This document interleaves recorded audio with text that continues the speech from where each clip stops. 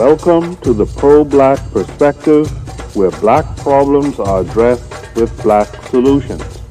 Your host tonight is the author of the Pro-Black Compendium and Zuberi and the Maroons of Ma'ah, the Pan-African Nationalist Oni. Oni, what are we discussing tonight?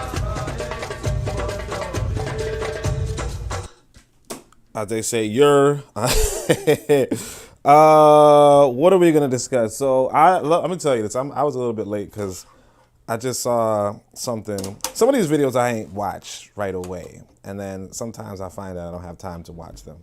So I just saw this one about some lady on Hinged. And they were like, yo, her man looked like he was, up to no good. Anyway. And so I'm just like, okay, let me look at this video and then, all right, so y'all about to see this too. Anyway, so what's episode 31 about? This is about Massa said no more coups, which is nice, right? Good for the white man to tell us what to do. And of course, we all going to talk about anti-Kemetism. And obviously, I just wanted to use that word. Shout out to Kofi for coming through. Lero's in the building as well, so shout out to the fam.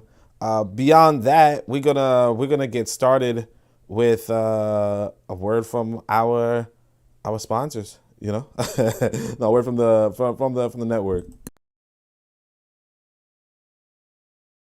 This is D Webb with the Harsh Reality Podcast, asking you to tune in where we tackle the news of the day that affects our community, only on KWAZ Radio.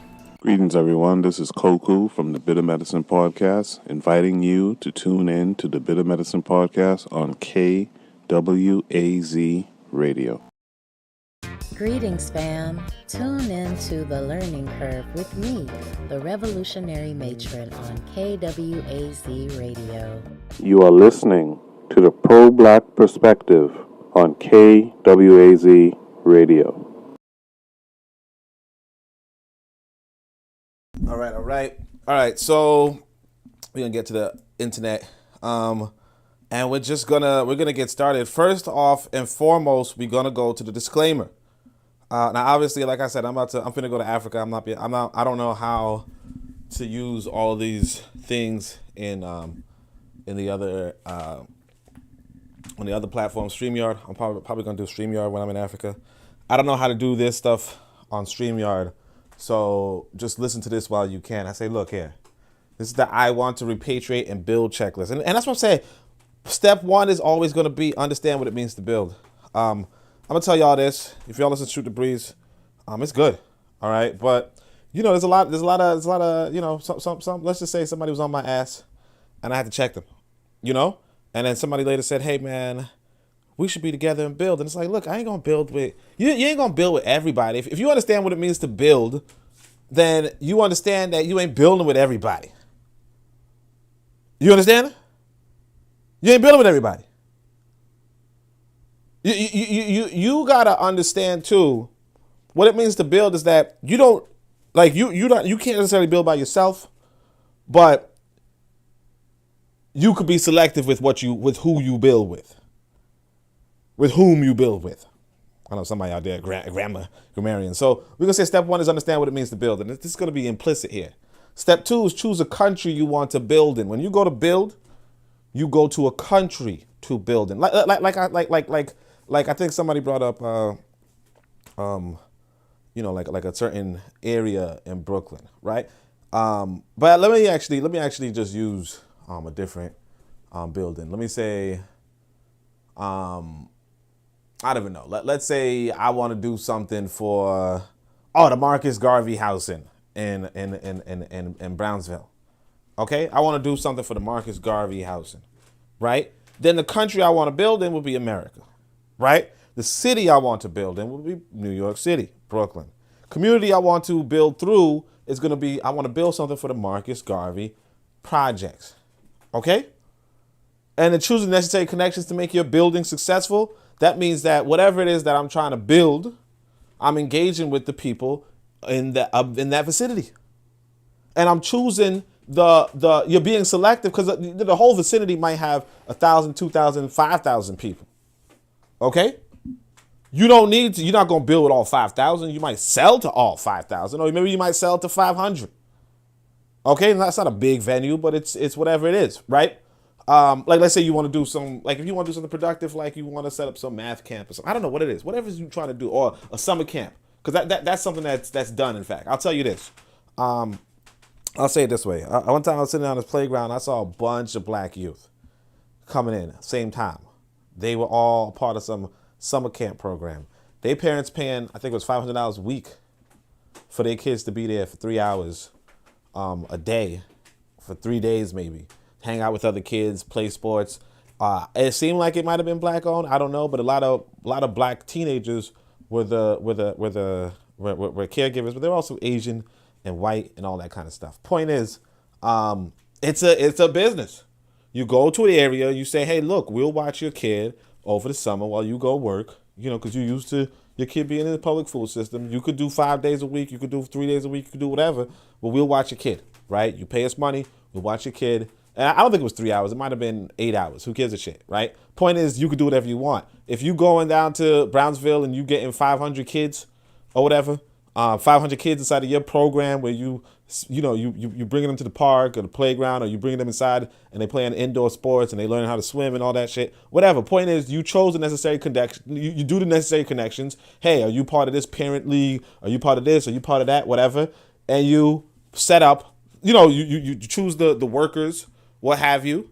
And you'll be making a steady stream of money if you pay attention to country, city, community connections, right? Now here's the kicker. If a motherfucker come to me, we curse on this one, right? Motherfucker come to me, like let's say, like I said, we online. Motherfucker come to me and says, oh, you a piece of shit. And I say, look, motherfucker, you a piece of shit. And I'll beat your motherfucking ass. Period. Right? You can't come to me and be like, hey man, well, what about how we need to build together? No, because motherfucker, I told you, if I want to build a children's summer camp in Brooklyn, then it don't matter what no motherfucker tell me. You know what I'm saying? It don't matter. Now, obviously, you want to be a pleasant person to work with, so you should never be the aggressor. You should never be the hostile party. But you also have to do the mathematics and step correct. And another thing I want y'all to, because y'all, some people think I'm an atheist or something. I don't know, but I'm a spiritual person, and my spirituality, like I said, I have an understanding of my I want you to understand one of the things, because one of the essays inside the Book of Power, make sure you guys check out the Book of Power. One of the essays in the Book of Power is about my eye. And one of the most important sentences, okay, in African Ourstory, and I'll admit this is not the direct translation, but it's Tulinde Ma'at tu Shinde is Fe, okay? Tulinde Ma'at tu Shinde is Fe. Now, I don't know if I said it correctly, but basically it means defend Ma'at and defeat is Fet. Okay? Defend Ma'at and defeat is Fet. What does defeat is Fet mean? It means that if you see some fuck shit going on, you fucking fight it. You understand? And that's the principle you have to go about in this world. You have to correct the incorrect. Like I said, I mean, I want y'all to listen to the podcast tomorrow, because yesterday was good. But in case some people might be like, hey, Oni, man, look like you, it's like, no, man, look, when the incorrect happened and nobody say anything, that's fine. But that's not going to be me. You understand? Because I'm a spiritual person. But anyway, like I said, you're creating the building self-sufficiency and self-reliance. What does that mean? It means that when you do that daycare, if you're doing that daycare in Brooklyn, like I said, you could even try to do something in Brooklyn. You do that daycare in Brooklyn and you pulling in, I don't know, $6,000 profit, whatever, a year, whatever, I don't know. That's not that much, but whatever it is, right? Then you use that to do another business somewhere else or in the same place, whatever. It could be, it was a summer camp. Now it's a daycare, in the same area. Or it's a summer camp here, but now it's a summer camp also in another project, right? Or it's a summer camp here and then it's a summer camp in another place. Or it's this, but now it's a granary somewhere else. You understand? You creating that building self-sufficiency and self-reliance, and you keep it moving. I could say this, for instance, there's this sister in America, right? She's probably in Atlanta. I don't know. Sister in America. She has, back in the day when I used to look for black events online, I think it was like I Don't Do Clubs or something like that, right? So she had a website like I Don't Do Clubs or whatever, right? I went to that website recently because I was like, let me go to a black event. What was the name of that website? I forget, whatever, right? She don't do that no more. But she did that.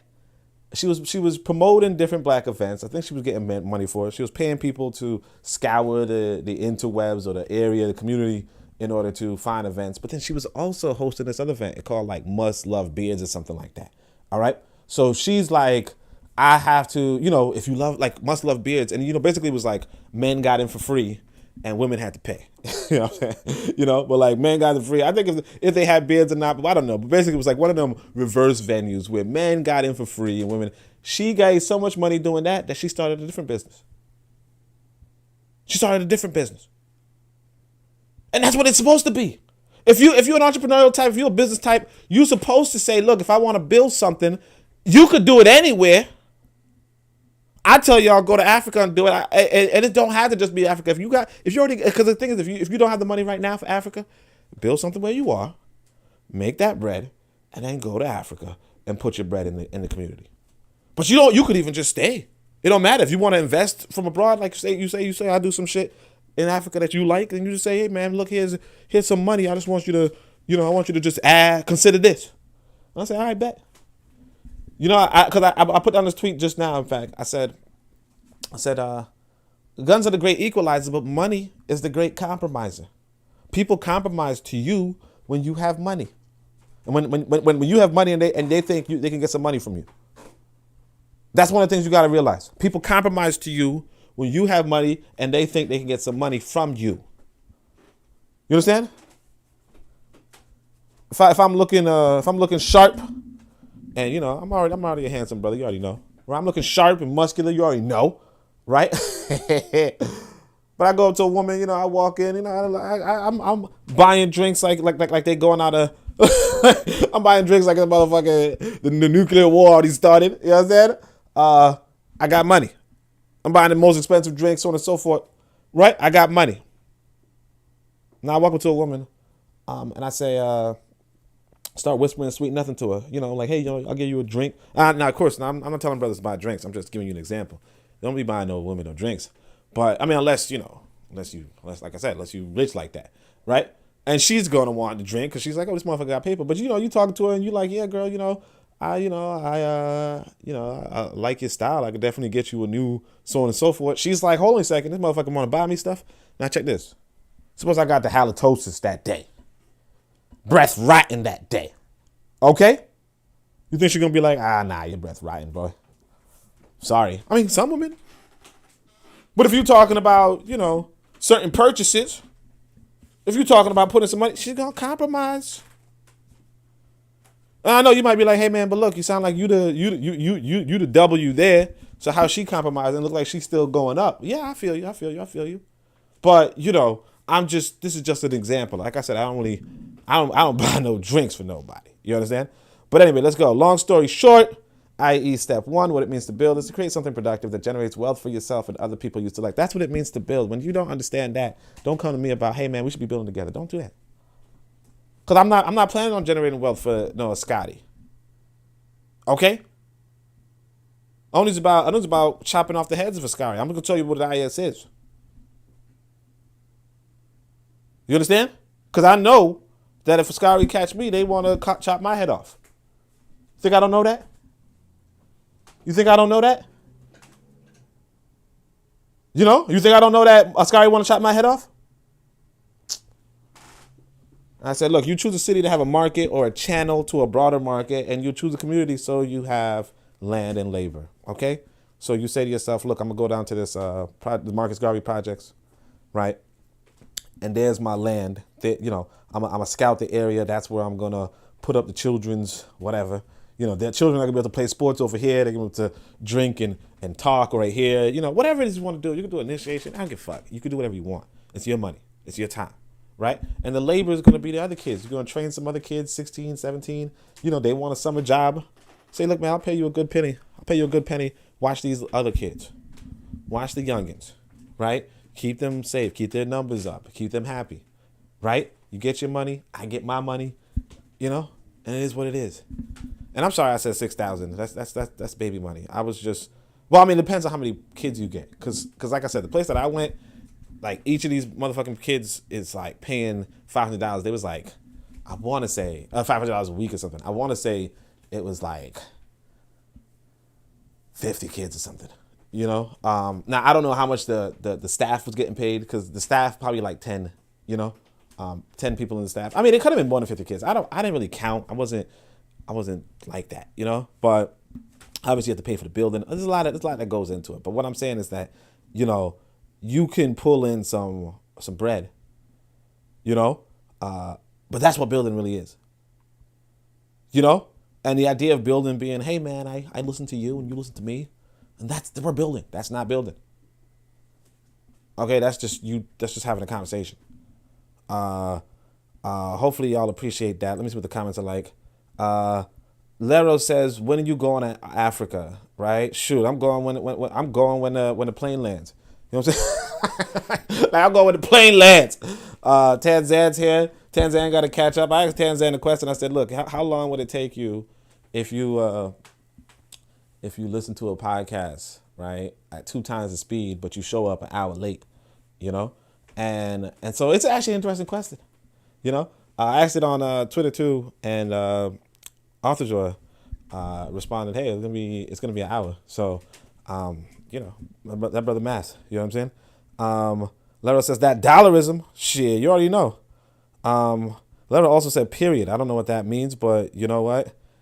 Shh, more power to you, sis. You giving TMI right there. Speaking of my brother Arthur Joy, he shouted me out for this. He did a collab with Sani, so I want y'all to hear it. We go into the sponsors section. I mean, they're not really sponsors, right? But but like when it comes to but it's fun to like the thing is that if you got a platform, you promote the good folk of your if you can, you do what you can to promote folks. So y'all already know Faithful and Sani are musicians, you know what I mean? They're artists. So at one point I was like, I think Asani was looking for a guitarist or something or a singer, and I was like, yo, Arthur Joy's a singer. And so he says, thank you for the opportunity. This was like a few months back, and this is I'm guessing this is the free, like you could play this because it's like a 2-second clip, but dang, I don't even know if you can. All right, so I guess, wait, here, maybe it says. Nah, it looks like I need to have an account online. But make sure you guys go check it out. Check out Asani. Oh, it's Nomad. Check out Asani and check out her album, obviously. Check out Arthur Joy, obviously. Check out the album. You could also click on the link under the sponsors tab. I mean, I'm not going to keep the sponsors tab right here. But actually, let me just put it in the thing. You guys could discuss it in the future. Oh, she said, where are you going in Africa? Oh, sis, that's what I'm saying, Lero. You don't look, Lero. Here's the thing I want to tell you, right? You don't tell people where you're going to be before you there, because that means they can hide in the bushes. You understand what I'm saying? That's why that's part of the reason why I ain't really trust too many of the black nationalists in America, because I'm like, look, if this white boy know where your hotel at, and you could talk shit about him all the time, right? Chances are you ain't really saying shit. Cause see, like I'm not a fan of this Jeffrey Epstein guy, but it's exactly what happened to him. Exactly what you would expect from a person really, who really could do shit, who really could do damage. You know what I mean? People are like, oh man, they killed him because he would say something. Yeah, because that's the real world. The real world is that people will kill you if they think you can damage them. That's the real world. So if you there like, yeah, man, look, man, shit. Like if I go out, like, hey, man, meet me outside, meet me at so on and so forth, right? It's a matter of fact, we had that story the other day where the black man was, well, I don't know if he was black, but where the rapper was like, when they found out where this rapper was, who's in some chicken store or whatever. And they just gut him like a fish. That's the real world. So yeah, I mean, like, yeah, where I go, I'm gonna let y'all know when I'm there, but I'm not gonna let my enemies know before I show, cause they're gonna be waiting in the cut. They're gonna be like, oh, so Oni, you gonna be in you gonna be in what apartment or where? Okay. As soon as I step in, you know what I'm saying? As soon as I step in, as soon as I twist the handle on the door, some Home Alone shit, man, please. It's just, you gotta know that, when you go on places, you let people know when you showed up. You know what I'm saying? Say, okay, I'm here now, right? That way you got to jump on them. Or like, for instance, sometimes when I'm supposed to meet somebody, I'm there before them. I'm looking at who's setting up what. You know what I'm saying? You know what I'm saying? You see somebody setting up their sniper rifle and you say, look, man, I think Oni gonna be right there. You know what I'm saying? You know what I'm saying? You over his shoulder. I think Oni gonna be right there. So, that's it. Shit. Anyway, sorry, that's the other sponsor. The sponsor is, of course, your boy Oni. Now, we don't have any allies this week. Yup, we don't have any allies this week. But we do have some BAN, so we're going to go into the BAN transition. Let's go. I don't know if this is possible, but can I give her a hug, please? Please? Yes. It's time to kick ass and chew bubblegum. And I'm all out of gum.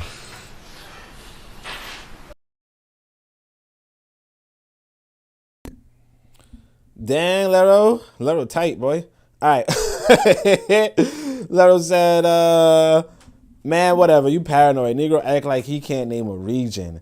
Act like I asked for the address of the telly. Okay. Nah, I feel you. But like I said, that's just a general principle. Just a general principle. You don't let people know until you go. Because you never know. Like, I could be like, hey, I'm going to be here. My boy's like, oh, okay, well, all flights.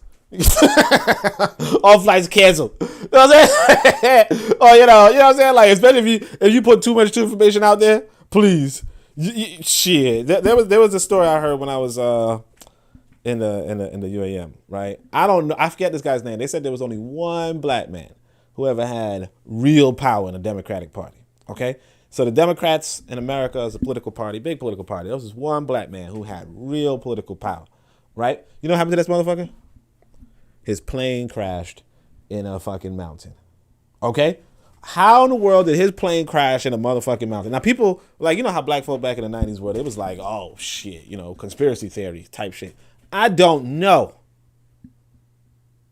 What I do know is that if I'm motherfucking riding the airplane and I'm talking about doing some, I'm talking about building when the white man don't want you to build. You know what I'm saying? That's all you need to know. You know that, like, sometimes, in fact, there's this, oh yeah, it was Machiavelli, I think. Machiavelli, Art of War type stuff. He was like, look, what you want to do is, like, if you have a plan, you give it to the minimum. You give it to the minimum. Right?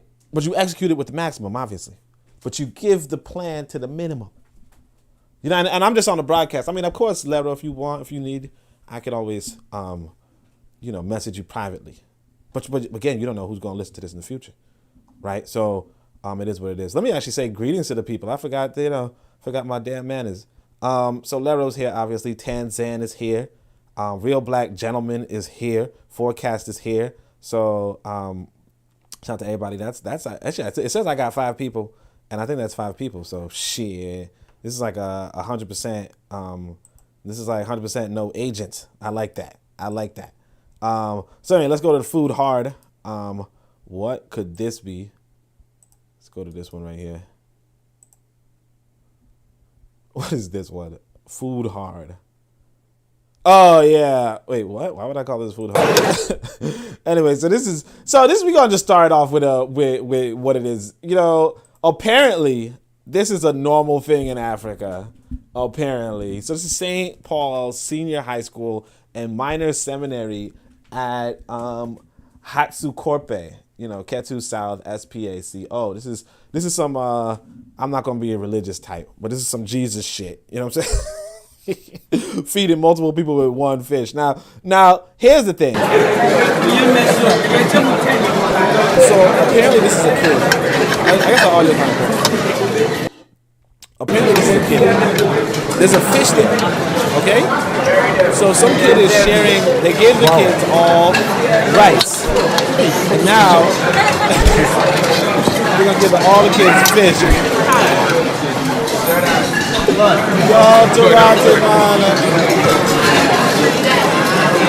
Now this is what I don't really understand. When you said, first off, if you're gonna do that, give the motherfuckers some food. That's what I was saying.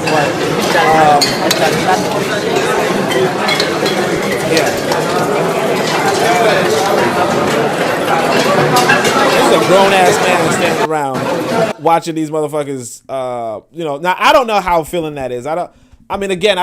Me personally, I kind of do put my protein in my rice. I don't eat as much rice because I'm trying to kick back on rice, so I try to eat more protein. I don't think they're making this choice themselves. I think probably the carbs are going to be more filling than a big piece of protein. This is kind of put out there to shame the school and shame the kids, and apparently it's a normal practice because a lot of the people who went to different schools in this particular country, which was Ghana, they feel like, yeah, this is pretty common for us. But this is the thing that, like, first off, like I said, one of the issues is that this is like propaganda against going to motherfucking schools like that, right? Another thing is obviously when we inside of we all hate our school food growing up.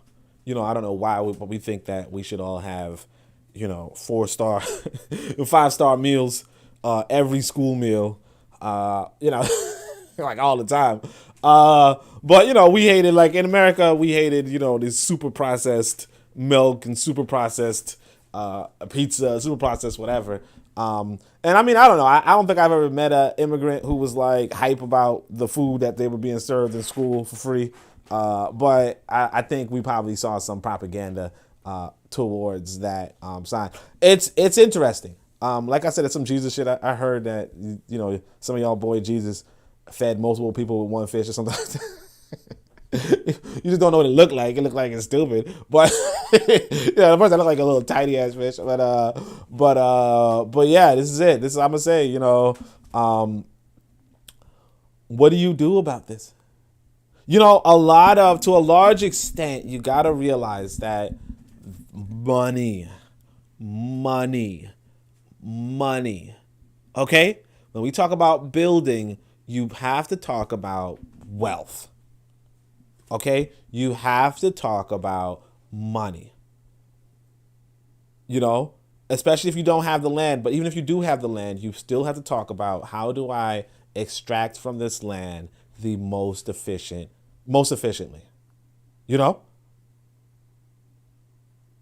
Because it's not to say that, this is just a bunch of fish being caught. Because, like we're talking about fish now, right? Because there's a lot of rice. So you're now talking about fish. How many fish do they have? And now, why don't they have a lot of fish? And that's really like one of the things that really got me when I was like a long time ago, when I started researching our story, that kind of stuff, right? Was that there was a lake. There's a story of a river or a lake or whatever, that when black folk went fishing, all you do is put down a piece of cloth. Okay, all you do is put a piece of cloth into the water and then lift the cloth back up, and you will have a cloth full of fish. Right? Now, again, the population at that time was probably much less, but also the population of fish was probably much greater. And now the question is why the population of fish is not that great at the moment. And why the population of fish is not going to school. But you have to recognize that even this whole structure, like if you look at this video, if you really look at this video, you're going to realize, hey, look, these kids are dressed like Westerners. They're in Western style buildings. They probably have Western style curriculum. This is a Western school. This is a westernized school. This is a school built by white people a long time ago, maybe taken over by black folk, may have a black curriculum. You don't know. Point is that this is clearly a post-colonial situation. And what did the colonizers do while they were there? What did they do to the population of fish while they were there? And then how can you rehabilitate the population of fish? Sorry about that, but you guys get what I'm saying. So I'm a put. I wasn't gonna say I was gonna say that just the school system kind of BAN, but it's also a real, like when you talk about real concerns, for what kids. Why that dude doing that? Yeah, I didn't know what the fuck that dude was doing. Miga Ratchet's right there. Real Black Jebba said, I don't know why, like, when we talk about the problems that we have to solve for ourselves, because even when we talk about land, this is not even the land thing. This is like straight up water thing, right? How can we increase the population of fish organically? Is there pollution in the water? How can we depollute the water?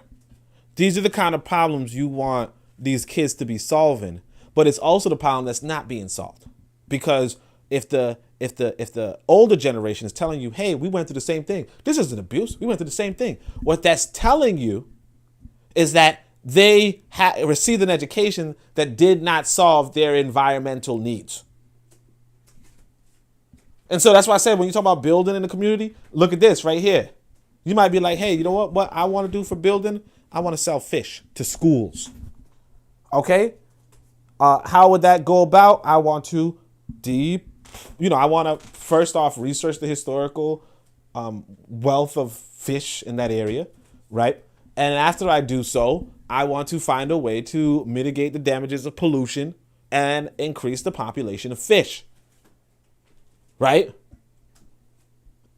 That's a biological question. That's a scientific question. Then you say, let me make the connections with the different people. The connections might be, I'm going to connect with, the school official in order to sell them fish, if you will. I want to connect with the scientists in order to get whatever it might need to, whatever it might take to increase the population. I want to run experiments. I want to so on and so forth. That's what your building will be. Now that, unfortunately, sounds like something that's going to be costly. Okay? Sounds like something that's going to be costly. But again, like if you know what you want to do, if you know what you're capable, if you know how to do the research, you could approach the governor or the mayor and be like, hey, look, I could increase the output of this water, but I'm going to need some money. I'm going to need some scientists I got to pay. And I got to fucking eat myself. Now, obviously, you got to be damn confident if you're going to do that, because folk will have your head if you tripping on their money. Well, of course, OPM is good too. Don't forget OPM is good, but yeah, that's one of the things right there. Let's see what it is. KW Don 7 says Ron Brown was killed in a plane crash. He had incriminating evidence against Clinton, among other reasons for his assassination. Was that the black man? Because I think that might be him. Yeah, but like that's what I'm saying. There was like one black guy who had power. I forgot what position he had, but he was like the most they was like, yo, this is the most powerful black man in America. Most powerful black man in America. He ended up in a plane crash. What the fuck I look like not being the most powerful black man in America? Telling these white folk where am I gonna be? Like, you know what I'm saying? Yeah, okay. That's what I said. I don't trust the motherfuckers who out there, man, look, man, I'm in this hotel right now, and blah, blah, blah. Okay. It ain't about being paranoid. Like if you not paranoid, like the public food system, I went to the public food system, right? Unfortunately, I was westernized. We're gonna talk about me in a second. I went to the public food system. You from elementary school, you were taught to be paranoid. As soon as you heard the Dr. King story, as soon as you heard the Malcolm X story, as soon as you heard the Dr. King story, though, you was taught to be paranoid. Here's a black man preaching peace.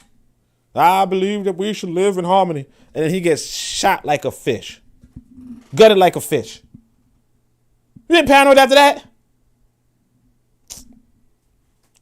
All right. Real Black Gentleman says spaghetti and chicken nuggets. Yeah, exactly. But I mean, look, that rice looked like it might hit. So I don't know. I don't know which one's a better meal. I ain't going to hold you.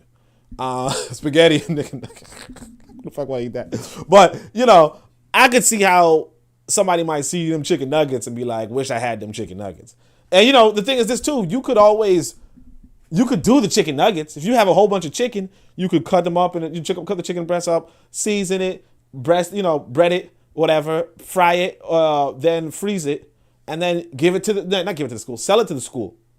And then these kids would have rice and chicken nuggets, which is not good, right? but it seems a little smarter, a little better than sharing half a fish, But anyway, so let's see. Forecast says, because we let other people fish for us instead of learning how to fish metaphorically. That's it. Kofi says they should have never recorded this one. Yeah, I mean, at the end of the day, this is the experience of a lot of people, though. So they went through this experience. They just never did anything to fix it. And see, if this happened in America, I would say, look, I completely understand if nobody did anything to fix it, because it's hard. Like, I feel like it's hard in America to do that, because the white boys doing it anyway, right? But if you were a black man in a black nation and you see this problem, like this motherfucker standing around, if you saw in the video, he's standing around flexing his muscles or some shit. What is that about? If you stand around, like you went through this, it's like a rite of passage or some shit. I don't know. But whatever it is, yeah, I wouldn't record it per se, but at the same time, recording it kind of lets us know. And that's why I want you, that's what I like about it. It lets us know, hey, there's a problem out there. And I can't remember what the quote is, but you know how they say necessity is the mother of invention or something like that? I don't know the exact quote, so we're just gonna botch it. But problems are the mothers of building. Are the mothers of building or whatever. You know what I mean?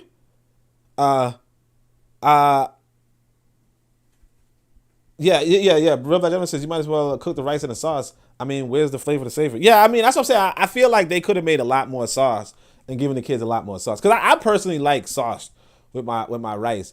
I don't know about, I mean, like, I do like fish like that, but I mean, I could do with less fish, if I had a lot of rice, I guess. I don't know. And again, like, these kids aren't like emaciated. Like, they get in their fill, and it's just one meal a day. It's not like the end of the world. But what I'm saying is it's an economic opportunity. But you also have to realize that the school, knowing that these kids survive, knowing these kids move on and thrive or what have you, you might be like, the school might be like, I don't need to pay them no damn more money. I don't need to give these kids big fish or nothing. But you could also, on the flip side, have a school that gives off the good food and gets the good grades and gets into good colleges and all that kind of stuff. And kids might, and if it's an affordable school or whatever, people will say, yeah, I'm going to put my kid there because that's what a success is. So there's a lot to consider when you say, look, let me go build. But if you're talking about, necessity is the mother of invention, problems are the, mothers of building. You know what I mean? Like problems, like people respond to problems. I mean, I think the quote means the same thing though. Whatever. But anyway, Brother Bakari says, "What's up, everybody?" I didn't get the notification, so make sure y'all. I mean, I don't know how to make sure y'all get notifications, but that's that Uber for you. I mean, not Uber, YouTube. But anyway, let's go to the next one. This one's not me. Wonder what that means. Not me. I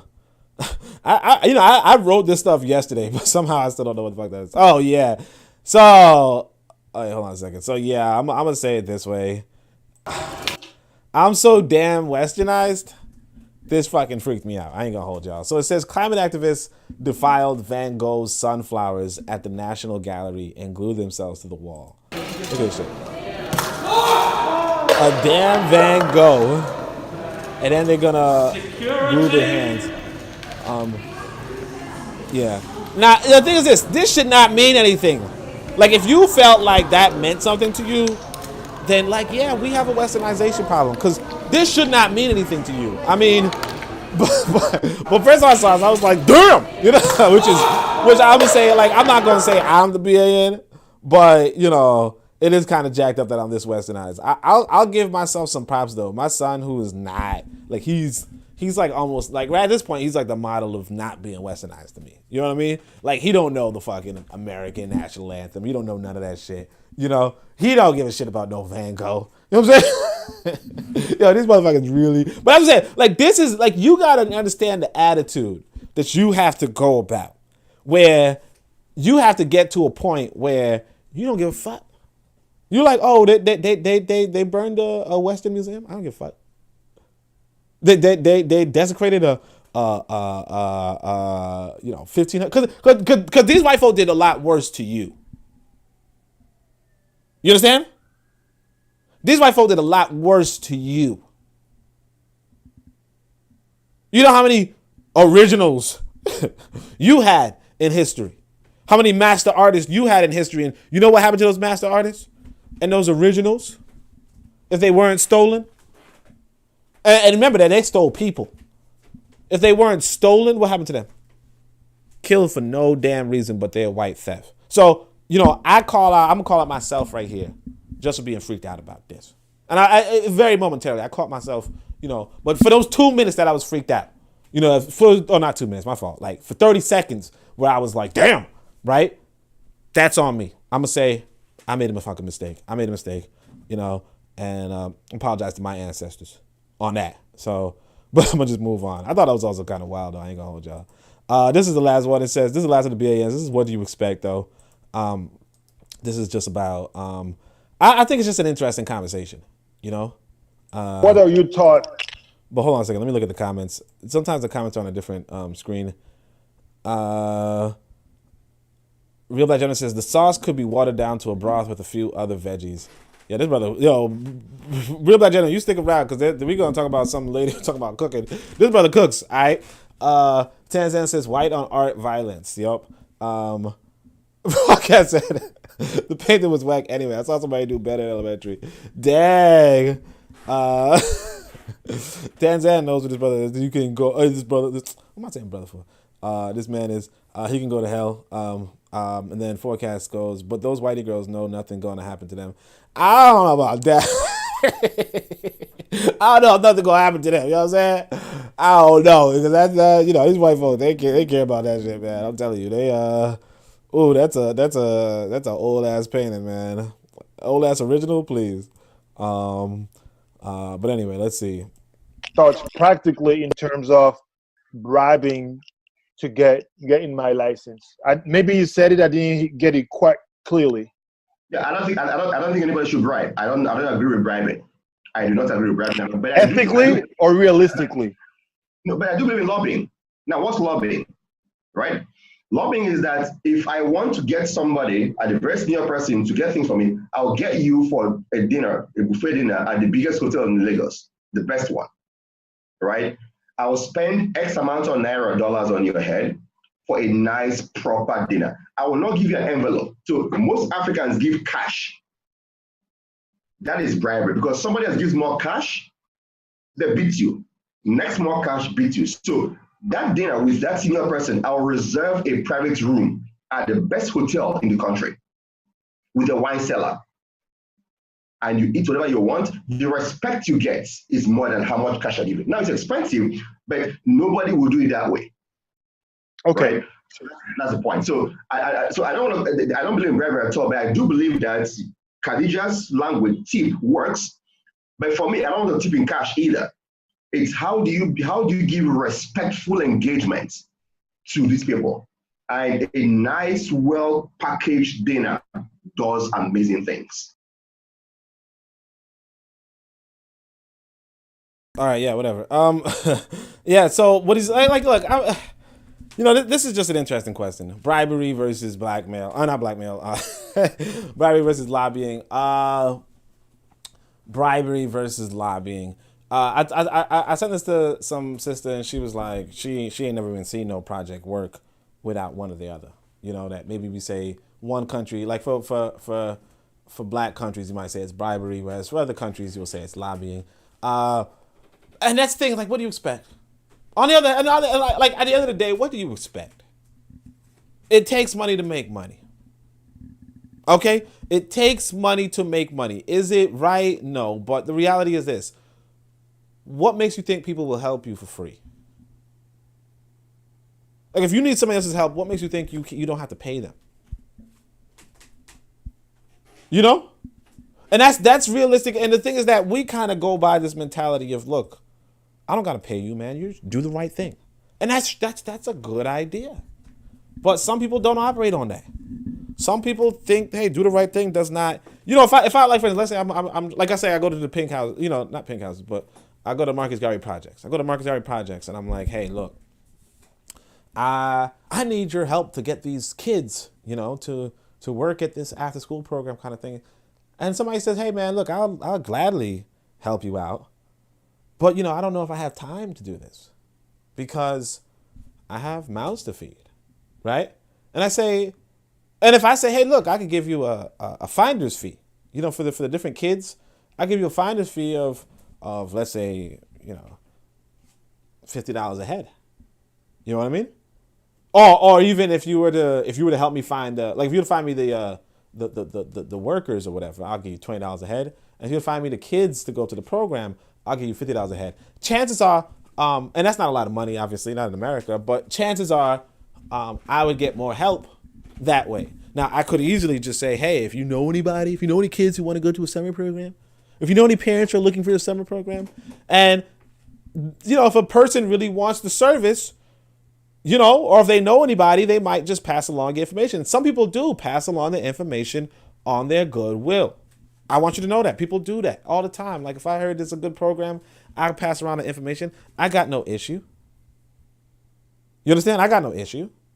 But that's just me. Because I'm also in a position where I don't need to ask people for money. You know what I mean? I'm in that kind of position. Not everybody's going to be in that sort of position. Especially not if you're talking about going to some, I don't want to say corrupt, but if you're talking about going to some country where things ain't looking good economically for most people. If you're going to a place where there's a lot of economic hardships going around, and partly because black folk don't do business properly, right? Then you gotta, I don't know if the phrase is bite the bullet, but that's what it is. You sometimes gotta bite the bullet. And I'm just trying to be realistic. It's not that I don't know that I agree with it. It's not that I disagree with it. It's just, I'm just trying to be realistic that when people are not engaging in the economy or in economics in a way where many people are being productive, that they have to scheme and they have to be paid for favors. And like I said, as a person who plays RPGs and role-playing games and all that kind of stuff, right? I can tell you that sometimes they're like, like the famous scene is you go to the bar and you're like, I'm looking for information. They're like, okay, well, if you want information, you got to pay for it. Like that's just, and it's like, sure, you might be like, hey man, cause like, you listen to me and you're like, yo, only just giving out information for free. That's true. But just because I do it, I might have it like that. Let's say if I were starving, or if I couldn't pay my rent, I might switch up strategically. You know what I mean? I'm not saying that I would, because I don't expect to be in that sort of situation. But yeah, I completely understand that a person who, I don't want to cite this white boy, so I don't even need to name him. But what I want to say is that some people will say, hey, look, man, the people who are really rich, the people who are really poor are the ones with the worst characters. They're going to be the ones with the worst characters. Because for the poor person, at least, they're going to need to make ends meet. They can't be free and open like the rest of us. And then for the rich person, they're gonna need to win over on somebody, because that's how you stay rich, man. Like that's how you stay rich in a bad situation. So I mean, like I say to this, like, what else do you expect? But let me see what the comments are like before I go into the ABA, before I go into the music. So let's see the bribes. Okay, let's see. Dang, I look like I missed a whole bunch of those. He can go to those white. Yeah. Let us like them shorties go to jail. You already know. Like if they, cause I don't know if they got Van Gogh money. Someone should pour oil on them. Look, real black gentlemen, somebody should, but that ain't gonna be me. I'm telling you, man. Cause these white boys, they gonna be pissed. I don't know. Forecast says they're not gonna end up in a plane crash. At most, a slap on the wrist. I mean, probably time in prison though. I mean, it's just, I don't know though. Santa says bribery is the norm in many African countries. Bribery is the norm everywhere. I remember when before I even, like, back when I was just only paying attention to America, like the talk about American politics was just, oh, they corrupt. Only when you come into the black nationalist circles or the African nationalist circles do you stop talking about American corruption. You know what I mean? But like, if you were just staying inside of the Western circles, like if you started in American circles, you would hear Western politics, like Western politicians are corrupt. You'd be like, oh man, this Nancy Pelosi is worth millions of dollars. This lady been a senator, House of Representative person for the last, 50 years or something. You know what I mean? There's this, I can't remember what it was called, but it's like you look up this thing. It's called pork barrel, I think. And it's like if you it just used to categorize different pork in American legislation. So in American legislation, basically, in order for a bill to pass, there has to be a lot of pork, right? Which is putting different economic disbursements to different cities and states unrelated to the bill. So you might have a bill like, no transgender bathrooms in Idaho or whatever, right? Or no transgender, whatever. No transgender bathrooms. That's it. You don't want transgender bathrooms. That sounds stupid, right? And then if you read the bill, because it's going to be like 500 pages, there's like 30 pages dedicated to putting money inside of the Minnesota jumping jacks facility. You know what I mean? And then there's like 10 pages of, putting money in how you're going to put money into the Idaho potato skinning. It's just a thing.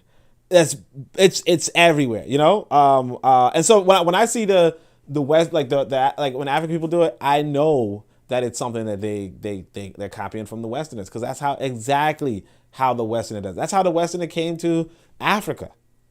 Like that's how he did it. He was like, hey, look, hey chief, I'll give you XYZ for ABC. You know what I mean? I'm not giving it to everybody. I'm giving you, chief, XYZ for ABC. It's pretty much how white folks shake hands. And so yeah, black folk copied it because they got their fucking government, but that's how the Western style governments operate. Real Black Gentleman says there has to be a bribery got in parts of Africa. I swear the bribes aren't even scaled. Why can't the economy be competitive in the bribery rates? Yeah. It's like, again, like I think that there's a issue, but it is what it is. Cassandra Cheek is here. Make sure you guys follow her and listen to her. She says, hey, Cassandra. She says, Tanzan says, Forecast says, Real Black Gentleman says, just put the bribe in the asking price. Yep. Good idea, team players. Real Black Gentleman says, robbing Peter to pay Paul is not economics. That's how the money gets hooked up. And Cassandra says it's all corrupt. Man said Idaho potato skinning. You know what I'm saying? But yeah, that's what it is, man. It is what it is. So we got a lot of folk in here. So let's go to the next one. ABA.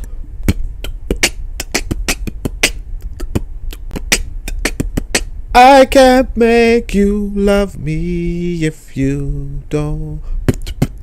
You can make your heart feel something it won't. Wait, no, don't call me an African. I'm a Moor.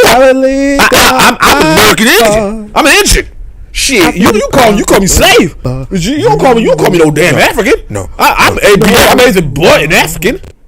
Motherfuckers anything but an African. All right, so I'm just gonna go to this one real quick. I'm not gonna like diddle daddle on this one too long. Part of me just likes to play my own song, That beatbox is nice. All right, so it's very common for. By the way, I did the beatbox and the singing at the same time. It's something I saw somebody else do. It's pretty cool. All right, Kimberly says it's very common for black men to get radicalized into anti-Semitism. That's one of the first stops on the Hotep pipeline, to be honest, right? And so realistically, I just wanted to say this word because this is something that I heard Dr. Jeffrey say, which was that the real problem is not anti-Semitism. The real problem is anti-Kemetism. So I just want to know, why are we more concerned with anti-Semitism than we are with anti-Kemetism? You understand?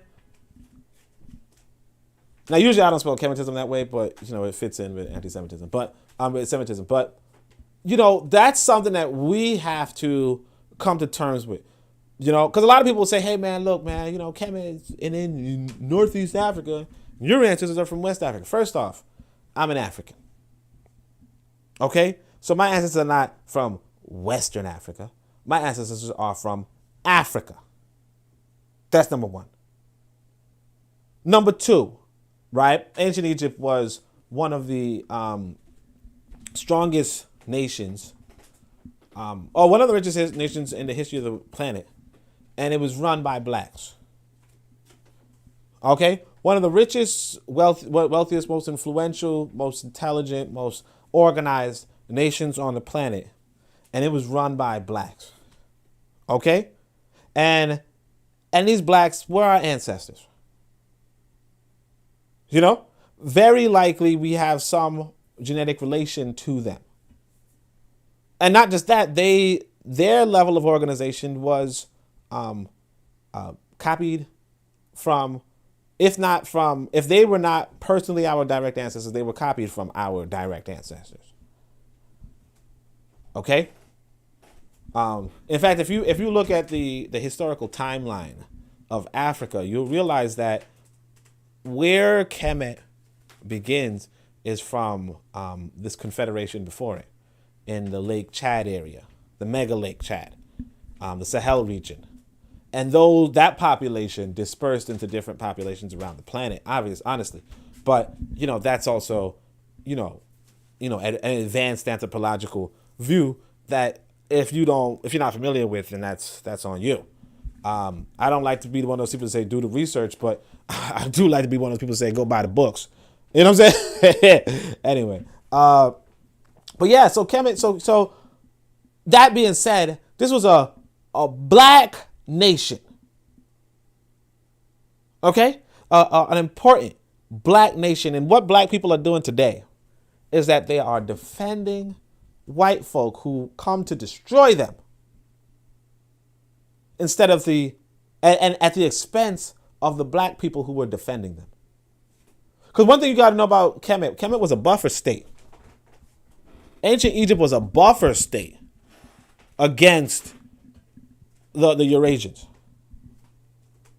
It was a state at the border of Asia.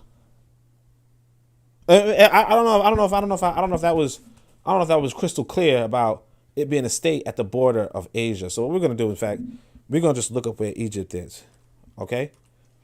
And where's Egypt in relation to here I see.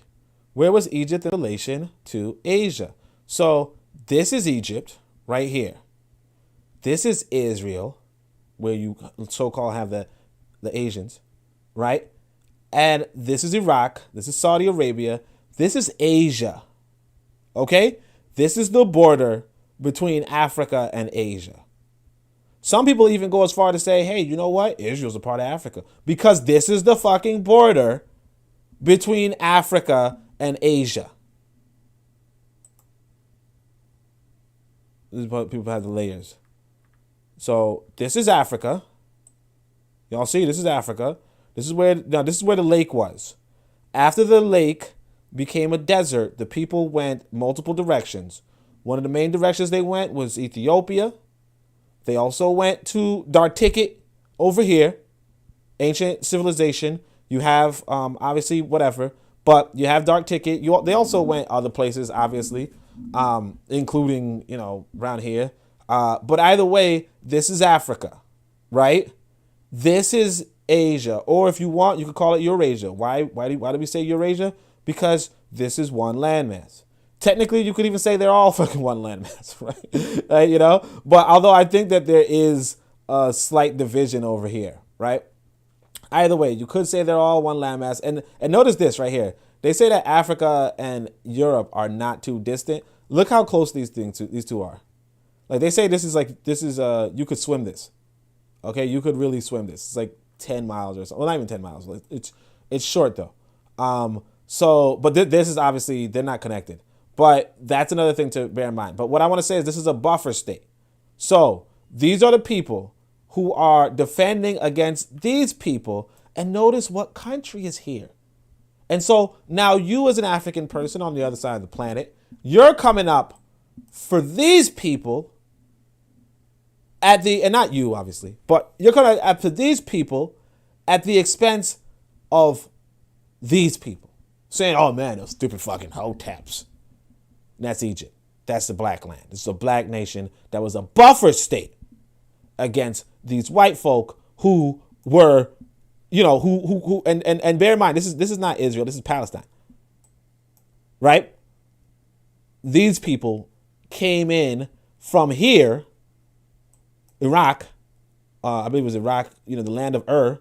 They came from here, invaded and took over this land. Okay?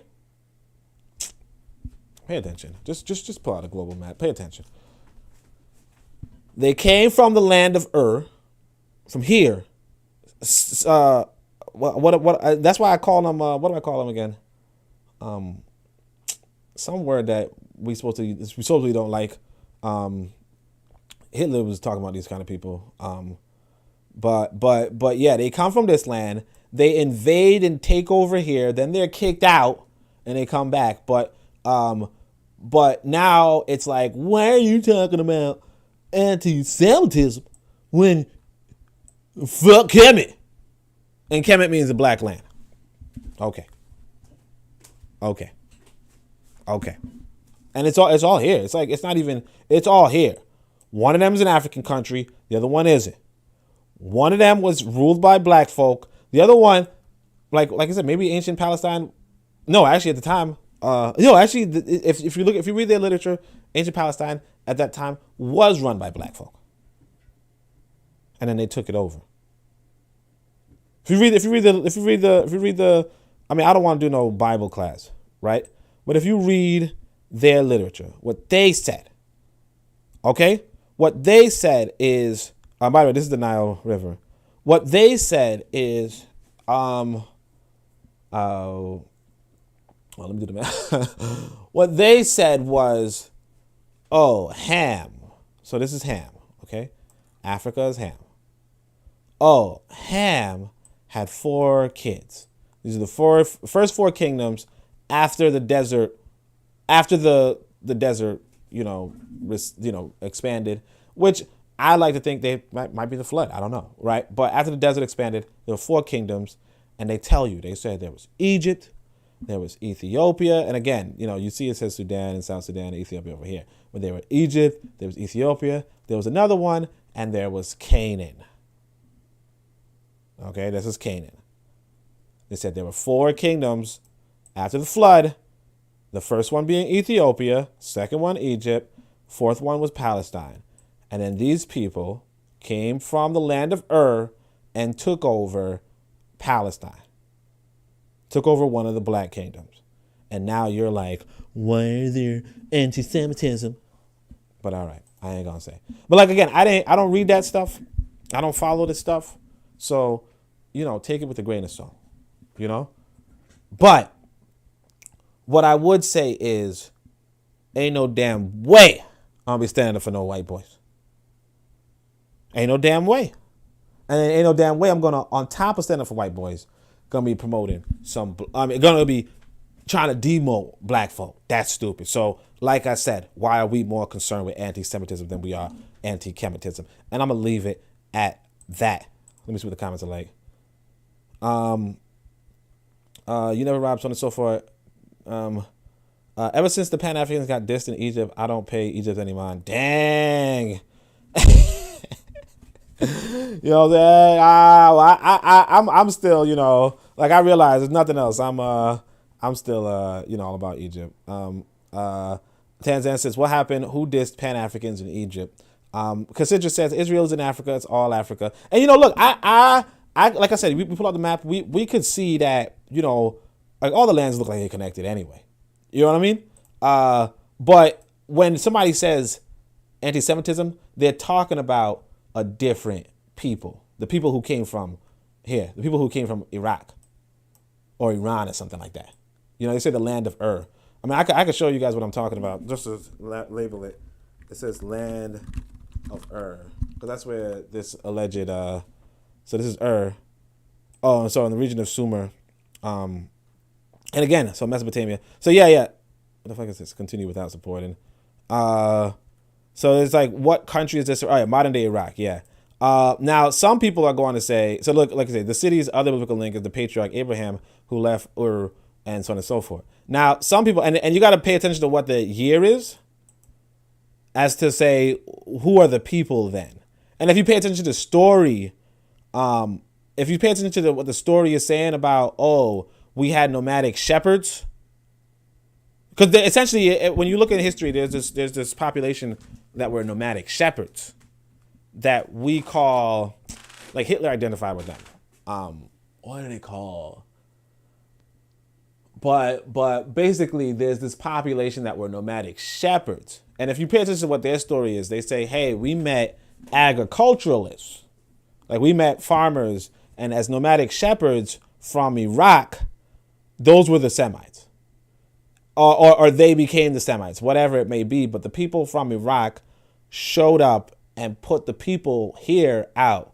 So if you really paid attention to, like if we really look into the African mapping, some people used to say that Africa was Western Ethiopia and up to here was Eastern Ethiopia. So that's another interesting reality, right? Another interesting history, in the sense that they would think that this sort of African kingdom, or this sort of African empire, African expanse, actually stretched all the way even outside of Africa. So you'd have this population, but you'd have all of this, but you also had these foreigners who were nomadic shepherds who were taking over African lands. So they took over India. What is their name? And so that's why Aryans. There you go. So the nomadic shepherds were the Aryans, right? And so you would have, like, for instance, the Indus Valley civilization that was over here, right? You would have the Aryans from here come and take over and put in that Brahmin religion into India, where they have the untouchables, they have the Dalits, all that kind of stuff. Those same people went here, and Egypt was the barrier. You get what I'm saying? So in some historical understanding, because remember, this is right here is like Melanesia or something. Somewhere around here is Melanesia. I'm not gonna hold y'all. I don't really be playing around with Google Maps like this. Kind of interesting that I'm doing it now, but but yeah. So some of these places were could have been were very likely, according to some historians, right, were historically black areas, if not historically African areas, right? However, there were these Aryans that came through and did a number on them. And that story that we read in the Bible was a story of the Aryans coming in and doing a number. Or all evidence points to them saying, hey, look, or at least what their story seems to outline is a bunch of nomadic shepherds taking over the lands of some agriculturalist black folk. That's what their story outlines. But like I said, it's to me, it's just a fiction novel. It's a fiction book. So I don't really look too much into it. Some other people really believe that it's reality, and they look at it in that sort of lens. So that's cool for them. I don't think it's that important, because again, we talking about history from 5,000 years ago, but we trying to build today. So it is what it is. But that's just another thing. But in some estimations, Africa did not just stop at this border, or black folk did not just stop at this border. They had kingdoms all over. So like, for instance, when we went to here and we talk about Sumer, right? Sumer, if you go before the Aryan takeover, seems like it was a black nation. Okay. So that's another thing to bear in mind. Now, again, you want to go into the timeline of when this character Abraham was, and the fact that he was a nomadic shepherd, as to the idea of, we know Sumer was taken over by, basically the timeline points to he was a part of the Aryan expansion, and that's what the story is about. Okay, that's what the timeline puts out. Because when he,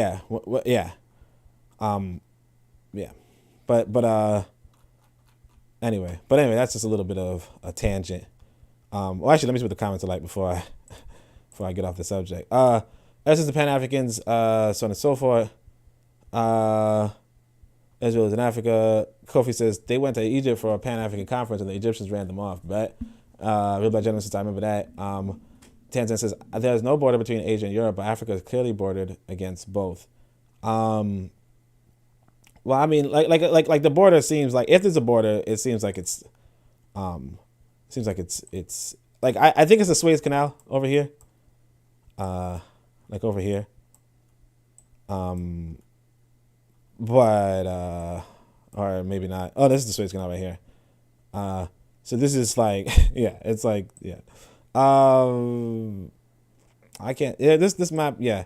But again, so like you could yeah, like this would be the border essentially. But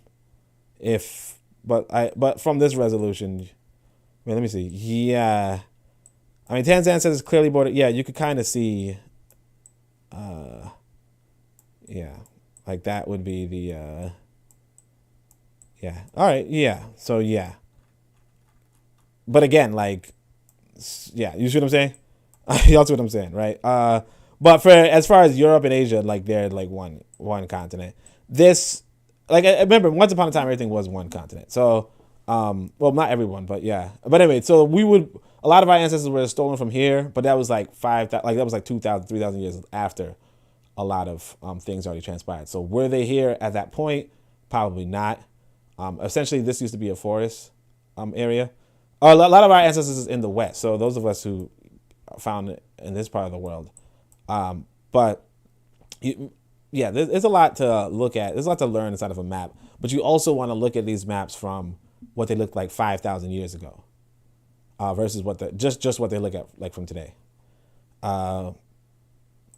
Anyway, but it's pretty interesting. I'm not gonna hold you. I don't really look at the map that often, but it's probably a good thing to. I might run it down with my boy later. Tanzan says, "Wow, when did this happen? Was there a protest? Was it resolved? Nah, ain't no protest." Real Benjamin says, "If Africa wants Egypt back, Africa will have to control the Nile straight like that. That's it." Tanzan says, "I think a few months back they canceled and moved it to America, I believe." Yup, because it just says anti-nothing. You have to be one to be anti-anything. Anti-nothing. You have to be one to be anti-anything. We have to know our history. Yep. It's a disservice to not teach geography. Yep. Because it just says they're not. That was Revolutionary Matron. So it's a disservice to not teach geography. You got to teach geography. Because it just says they're not the people. Forecast says the clowns talking about anti-Semitic are the most anti-Semitic. Like only the shysters, the only ones who speak Semitic. Yeah. But like I said, I'm not really into this because I'm pretty convinced that this is a Aryan religion. So I'm not even like, because the Aryans, if y'all don't know who the Aryans are, oh sorry, they not just the Aryans, but like the what did I call them again?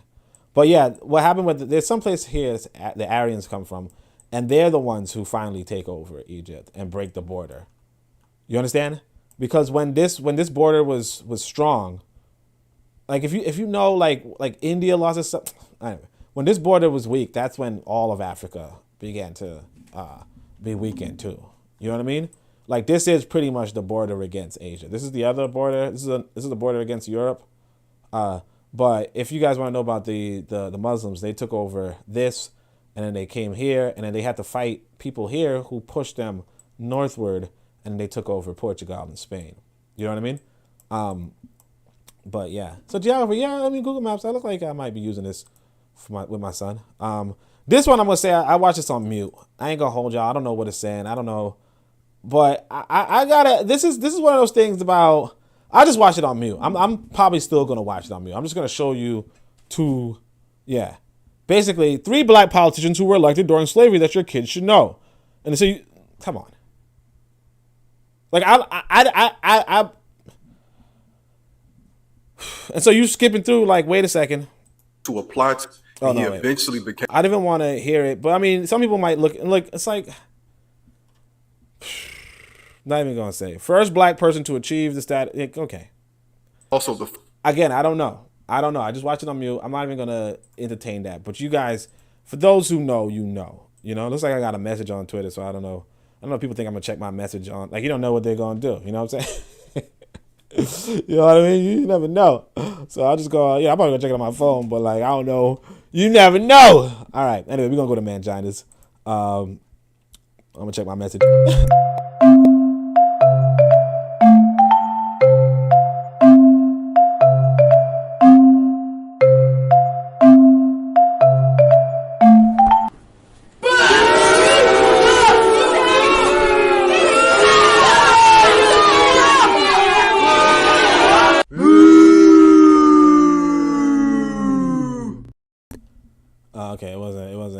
nothing special. Well, not that it wasn't special. It just wasn't controversial.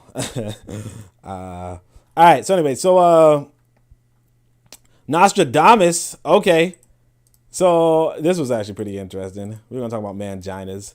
This was actually pretty interesting. So I want to first give you guys some context as to who this person is. Right. That's my dude, Laugh Sean Harris. We were on the Jenny Jones show together back in 1997. So this is the clip. This dude is Laugh Sean Harris. Okay. He's a comedian. All right. So it's an improv. He does improv. He's probably a funny person. I don't know. So back in the day, you used to watch these court programs, okay?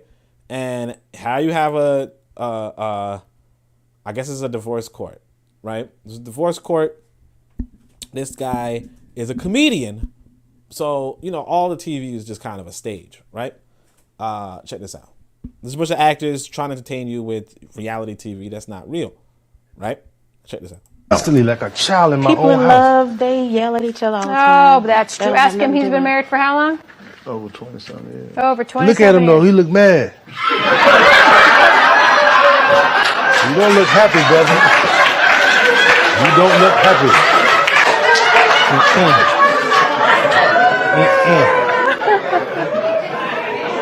He's very happy. Min Chow, a former TV show bailiff and current Harris County deputy charged with his wife's murder, now ordered not to attend her funeral. Renard Spivey appeared before a judge today. He's facing very specific rules for his bond. David Gonzalez explains. Constantly like a child in my People own in house. love, they yell at. Tell me that wasn't. That's fucked up. But I kind of just wanted to show y'all that. I ain't gonna hold you. But that's the thing, there are. See, I was actually yesterday. So here's one of the things I don't do. All right, so I'll tell y'all this in fact. There's this book, Balagon Ojitade, right? He writes this book. He writes several books on African martial arts. So I bought several of his books. Now, granted, I wouldn't advise trying to learn martial arts from a book. But still, a black man doing martial arts, writing books on it, you support. You know what I mean? So one of these books I was reading, he was like, look, man, you're going to learn some techniques in martial arts. One of the main principles is do not use these techniques against women. And obviously he meant black women, but still, do not use these techniques against women. Right? So for me, it's like, look, I like violence. I don't got a martial arts book or martial arts videos or whatever, right? I don't do that because I don't like violence. You know what I mean? I think violence is important, but what I will say is that violence against women, particularly black women, right? Violence against black women is not good. Now, obviously, some people don't agree. Apparently, sometimes I'm being called a simp because I'm saying, look, I'm okay with violence. I'm just not okay with violence against women. And so that's why for this thing, although, I was a comedian and he was making a joke or what have you, I think that it's important for us to recognize that, like men who do violence against women, those are the worst kind. Those are the scary. And like I said, I'm okay with violence. And I appreciate that brother for the martial arts book, because I'm saying to myself, look, you can't get too many martial arts lessons from a book. But if one of the most important lessons I got was do not use your techniques against women. Now, obviously, if a woman's attacking you, you could hold her down, you could restrain her, you can, if you need to, like she's really, really aggressive, you can push her to the side. But but you ain't gonna do no flying and kicks, and definitely ain't gonna kill her. That's stupid. Like, that's not what you're here for. And obviously I advise men and women, don't mess with men. Don't attack men. But even if a woman does attack you, brothers, learn to restrain her. Okay? Right? Now, obviously, if she's attacking a child, the rules are changed. You have to protect the child first and foremost. And by child, I mean child, not like, oh, this boy is 17. You know what I'm saying? Like, obviously, But yeah, I mean, violence against women. So I don't think it's simping. I'll tell you that right now. I think that, this is this is horrible. And obviously, one of the quotes from the Yoruba is that men are, and this is in English, obviously, but men are the fence and women are the garden. You as a man are there to protect the garden, protect where the life is coming from. Or you are the outside, they are the inside, in that sense. And I agree to that philosophy. Sorry. I think it was brother said, hey man, it sounds like you got a bias. It's like, yeah, I do. I'm perfectly fine with men giving their lives for the community. Perfectly fine with that. And I'm perfectly fine with men losing their lives for the community. And you're supposed to be. I just want y'all to know. And this right here, we not, I don't talk religion, obviously. But this right here, you have to understand is some of the stuff that you have to understand before you get into talking about you want to build a community. You have to understand, hey, look, what is important here? What is the most important here? Is it the men? Is it the women? Is it the children? It's the children. For me, it's the children. Then it's the women. Because the women are going to be with the children. I even as a single father, as a man who spends a lot of time with his kid, I say to myself, look, that makes me weaker.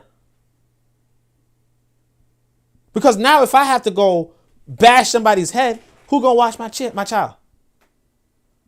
If me and the men got to stay outside because I tell you, one time I had this brother in my organization, he was like, look, man, he would hang out on the roof of his building. Okay, he would hang out on the roof of his building where his baby mama was. Where his baby mama was, he would go out on the roof at night to watch over the community, some Batman shit.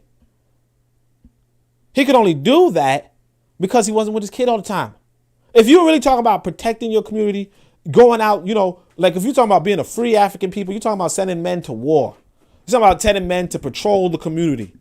And you can't do that as men if you're always with your kid. You have to leave your kid with somebody. So now that's why you put the woman before you put the man. Because the woman's going to be with the kid. Now, obviously, you might be like, hey, not all women have kids. Okay. What that doesn't mean that the woman, this still don't mean the woman's not going to be with the kids. If I remember one time I was looking at this one article, because these white boys slip. I'm going to show you guys one of my favorite articles I wrote. I'm going to show you guys. I got to be quick, actually, because I realized that, we're talking about kid. My kids will show up again. This is my website from way back, African Blood Siblings. I stopped updating the newsletter archive. But if you look at one of these, was this white boy messed up. Okay, he went to Suriname. Okay, and met with the Samaraka Maroons. He messed up. Okay, Andrew Zimmern. Okay, he had this series where this white boy, and I guess they deleted the video, no longer available, associated time, well, whatever. He had a series where he went to Suriname, right? And he was hanging out with the Maroons there, okay? And he's just looking at their weird food. And at some point, he goes hunting with the men. And when he goes hunting with the men, the whole village is just a bunch of women. And all the kids are walking around, not just to their moms, but to all the women in the community. There's an open kitchen, and all the kids were eating from the open kitchen. The men were out there hunting. You understand? So if the men are out there hunting, they're not bringing around kids until the boys are old enough to hunt. Like one of the best hunters there was this young boy. And so it's just important for us to really consider what the structure of our liberation looks like. And what are the principles that have to be found in that? Now, obviously, that's where a lot of religion comes in, but that's where also, for me, where a lot of anti-religion comes in. Because a lot of the anti-religion will get you screwed in the head. You'll think, oh man, no, the man's the most important. The woman's just a fucking rib, whereas the man is. And the woman made she ate an apple, and so But all right. And I mean, obviously there's a balance, but you also have to recognize as a man, who's going to be with the kids? Who's going to be with your children? Because if you were supposed to be patrolling, if you were supposed to be standing on the roof at night during sleeping hours, you're supposed to be working with your brothers to fight neighboring cities, if so be, to invade Europe, if so be. If you were to go do rescue missions and all that kind of stuff, can you do that with your son? And when? Because if you can't, then you got to leave your son with a woman. And that means that you have to protect that woman. I'm going to just leave it like that. That's the mathematics. That's the masculine mathematics. Forecast says, that's not a sin to say that. I know. I don't think so. I don't think so. But that's the thing. We as African people, we are losing our values. We're losing our logic. Because I could tell you as a man who's with his son, I can't go running when I want to. I can't go training when I want to if I'm with my son. I can't even go to the gym. They say, oh, you can't bring any kids in here. You understand? If you wanna work at a see, I can work remote, but if you want to work at a different type of job, you can't bring a kid. You need to leave your kid with some woman. Real Black Jones says there will still be elderly men with the children. Oh yeah. You could leave your kids with some elderly men. But like, here's the thing: do you want to work the elderly men? Do you want to work the elderly men in the kitchen and stuff?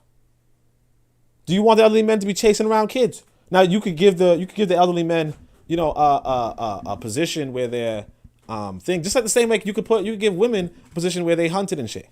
You know what I mean? Like, you don't have to be discriminatory and all that kind of stuff. The point being though that the order of things, the general order of things will be, we need these young men to be out fucking shit up. Okay, we need these young men to be out fucking shit up. And you could say, hey man, we need these young women to be out there fucking shit up. But then there's no young people stuck with the kids. That's all I want to tell you. Yeah, you could be like, hey, look, man, let the older generation handle the kids while all the. You could have that sort of philosophy too. But at the same time, I want to tell you, you got a man and a woman invading another country. And if you was a man, can think straight while the woman next to you gets her face blown off by a bullet, or gets her arm blown off by a cannon, if you can still think straight after that, more power to you. Or if you want to put your women into harm's way, the women who are producing the children into harm's way, just to prove some sort of point, then more power to you. But me personally, that don't sit right with me. It don't sit right with me to put women into harm's way. And then, of course, you giving all this training to the man, you're giving all this training to the woman, and then she's pregnant.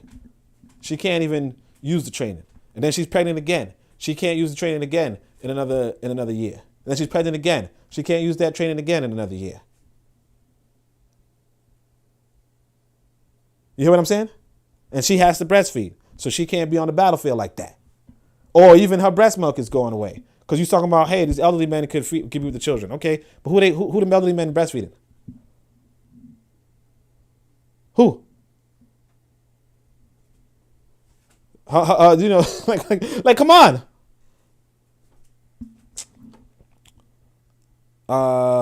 Forecast says exactly. Unless they saying they'd rather have their women on the front line to defend their freedom, and they stay home with the kids. Exactly. I mean, like, what? Like, what are you telling me? You saying you want your woman who's lactating to be out in the fighter jet while you at home, playing video games? Because you ain't lactating. You know what I'm saying? Like, you ain't lactating. You say, oh man, I'm gonna leave my kid with my grandfather. Okay, that's cool. And is grandpa lactating? You know? And that's fine. It's like, yeah, grandpa could, give some sage advice to the children. But this is the thing I want y'all to remember, that, they said that, the kids, honestly, so I like the system where they're like, hey, when a boy becomes a certain age, then he should go to his father. But before that, boys and girls should be with their parents or with their mothers. Makes a lot of sense. You know what I'm saying? She's gonna be in a fighter jet breastfeeding. You already know.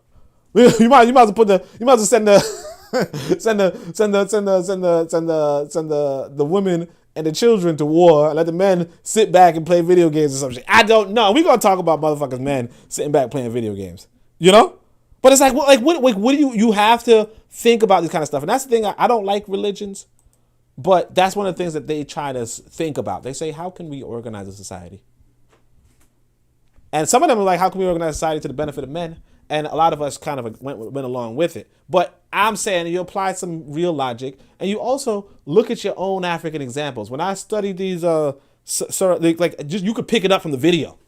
There's a little 30-minute video where this white boy was just testing out food, but you could look into the background. And he's like, oh, all the men went out hunting into the forest to get some animals, bring back the meat. Beyond that, only a few men stayed back, and they got fish, and they so on and so forth. But the women were cooking. Women were cooking, and they were watching the kids collectively. It wasn't just their kids. They were watching all the kids. And it's like, yeah, you could try to switch the roles and be like, hey, you know what? Only the men go out. No, only the men stay back and the women go hunting. And that's fine. That's fine. You could try that. But if the women are going hunting, then you have the men staying home, and the babies are crying, and the men are not breastfeeding. They can't. They can't. Or the women out there hunting, but they pregnant. Oh, well, I can't go hunting right now. I'm pregnant for half a year, for a full year. I gotta be with my baby for a full year. Well, we talking about biology. So you want to study your own ancestors and say to yourself, hey man, what does it really mean? And then you put two and two together and you say, look, you know what? Yes, I as the man am the fence. I'm the fence.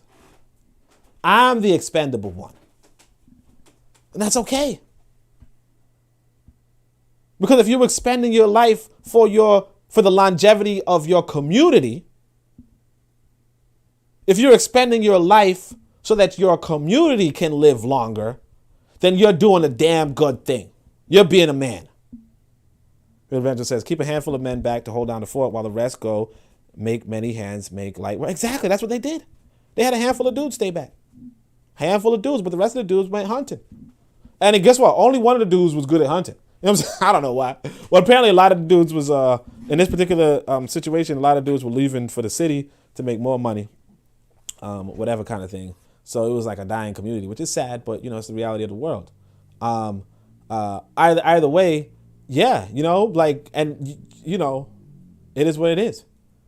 You want the men to be the more mobile one, because at the end of the day, if the women are getting pregnant, they're not going to be. Now, obviously, if a woman is like, yo, look, I'm not going to get pregnant, a woman is like infertile, then you just, you know, then like you could, if you want, you could treat her like a dude. But realistically, you know, that's like, you got to go to the realism too. You know, if you got fighter jets, then of course a woman could fight as good as a man in a fighter jet. Like I said, the guns are the great equalizer. Money is the great compromiser. You know what I mean? A woman could definitely outshoot me. And I mean, there's also women who could definitely beat me in a fight. But if you're talking about, we have the same training, right? You know what I mean? I mean, like I said, my ancestors maroons. Okay. Not even gonna say. Forecast says, I saw an alien movie and all the males sacrificed themselves to save the queen after they captured her because she's the only one that could give birth to them. That's what it is. It's just like the bees. You know, the bees, if a bee stings you, it's going to die. I heard. I don't remember, but I think that was the story. When a bee stings you, it dies. So it uses its weapon to kill anything that can threaten their queen. Life comes through the women. Okay? If you protect the women, you are protecting the life of your community. Right? If you send away all your women to die in a battle so that you can play 4K, you know, the men can go play 4K, you fucked up. You lost as a people. You lost as a people. You lost as a people. Anyway, so that's it. Nostradamus, yeah, so anyway. So I said, like your damn parents. I don't know what that is about. Like your damn parents. What the fuck is this? Yeah, I actually just wrote this stuff yesterday. I don't know what these hints are. Oh yeah, that's what I just told you. 4K. These white people treat you like they're your damn parents. Look at this shit. Laugh my ass off. Bro really skipped court to play 2K. He skipped court to play some NBA 2K. Look how these white boys talk. And I hate how we calling these white folk the N-word. Like, I don't like just using the N-word at all. It's even, I don't like when we use it to our blown black people, but it's even dumber when you use it against white people. But look at this. These white people showing up, talking to you like they're your damn parents. Watch this. You missed court. No, I didn't. Come on, bro. Bro, baby, stop, all right? We're not going to play this with you, all right? Come on, bro. I'm playing 2K. Y'all blinded. Okay, come on. You're in the... Hold on, let's go. All right, let me put on some clothes. Y'all niggas bugging. What'd I do? What'd I do? You missed court. What'd I do? You missed court. No, I didn't. No, I didn't. Come on, bro. Come on, bro. Why are they calling you bro? I don't understand, but okay.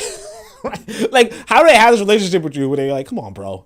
Right? But anyway. Baby, stop, all right? Stop, all right? Now, I mean, look, it sounds like the parent or even like how your big brother would talk to you. It's just embarrassing. Like, what? It's a grown-ass man. This is a grown-ass man going to, because, you know, the reason why I know this is a grown-ass man is because he's going to court by himself, right? You know, usually kids don't go to court. We're not going to play this with you, all right? We're not going to play this with you, right? Come on, bro. I'm playing 2K. Come on, bro. I'm playing 2K. He got police at his door. Ready to take his black ass out of fucking thing. And he's like, come on, I'm playing video games. I don't even have any clothes on. I'm sitting out naked, playing 2K. Okay, y'all blinded. Okay, come on. You're in the... Okay, come on. Right? All right, whatever. We're just going to take you. Let's go. All right, let me put on some clothes. Y'all niggas bugging. All right, let me put on some clothes. You N-words are bugging, right? Yeah. Like your damn parents. This is what I'm saying about the enemies within. It's like this relationship where it's like, come on, you have a social responsibility. And like, and the reason why I even want to, not the reason, but one thing I want to point out is that this is what court is, right? So yesterday we had a subject on Shoot the Breeze where this sister had a story that, you know, somebody else said it seems like it's a little inconsistent, but she has a story where she seemed like she was scammed in Africa or in Ghana for buying land or something like that, right? Yeah, she's like, oh, I can't even bring it to court. So here's my testimony, right? And so I'm like, yeah, that's testimony. Now, the other side of the court system is this, that people have to show up to whatever court that there is. And if they don't, or if they need to, for instance, because usually I feel like if you miss court that you just forfeit and the court just defaults to the person who showed up. But apparently, and that would suck for this guy. Actually, no, it might be that they arrested him, low key. Yeah, it might be that they just arrested him because he forfeited his thing, and all to play a fucking video game. Now, not to say that he was going to win the court case anyway, but like this is it. Like this is like I don't know about this life, you know. I don't know about this life, but you know, all to play a motherfucking video game, and I hear this video game is like just disrespecting us at this point, you know. There was a clip of it where we were like, down for the culture, down for the culture. It's so stupid, yo. Anyway, let me see what the comments are like though. Forecast says, how they get in the house to his room anyway? Nah, this is I think he's under arrest. I ain't gonna hold you guys. I think he's under arrest. Kofi says he probably a uni student. He on campus. Like, I don't know, but I think actually, because here's the thing, like Real Bad Jenna says, contempt of court. But like realistically, if you are summoned to court, because they hand it to you, they say, look, your court date is at this point in time, right? And if you do not show up to court, and they tell you, it's in the documentation. I think you sign for it and everything. They say if you do not sign up for court, if you don't show up for court, and this is like in America, right? If you don't show up for court, you're going to default, like you're going to lose your court case. You know what I mean? The judge is only going to hear one side, and that side is going to be the victor. Whatever they say. So it's probably in your interest to show up to court. And like I said, this is something this is like a universal around the world. So that's what happened to the sister yesterday. She was like, hey, I tried to bring these people to court because they scammed me for my money, right? But she was like, the courts are backed up and they're not looking at my case, which is, again, something normal, particularly after coronavirus, at least here in America, right? Either way, yeah, in real life, you decide not to show up to court, because you're like, I don't give a fuck, that's fine. They're going to, like, if you were set up to, like, if you were being, like, if you were going to face 5 years or 10 years or whatever, you're going to get the fucking 5 and 10 years. You know what I mean? Period. Now, if you show up to court and you're like, hey, look, I was innocent, you probably will get nothing. If you show up to court and you're like, hey, I'm a good person, the judge might be like, okay, you'll get 2 years. But if you do not show up to court, they're only going to hear one story. And when they hear one story, that one story becomes like, that's the only thing the judge could judge on. So I think that it looks like realistically they're arresting this dude. And he skipped jail to play 4K. And 2K. 2K. NBA 2K. It says, show up to court if you don't want to. When that warrant hit, just know you got no bond. Show up to court if you don't want to. Yeah, exactly. Like, cause these actually might even be bounty hunters. I don't know. But that's just some of the inner workings. Like, obviously, a lot of us don't live this life, so we don't know what this looks like. And because it's an international audience, maybe a lot of people don't know what the court protocol in America is like. But yeah, pretty much, yeah, you show up to court or that's your ass. You know what I mean? And that's like you put in the paperwork. Anytime you like sue somebody, you put in the paperwork. This one is, I don't know, she mid as fuck. I don't know. This is just some random. I don't know what this story was. I didn't follow it. The reason why this is in the mangina section, because of this guy. So basically, this woman's like, hey, I'm tired of people telling me that I'm beautiful, but guys don't approach me, right? And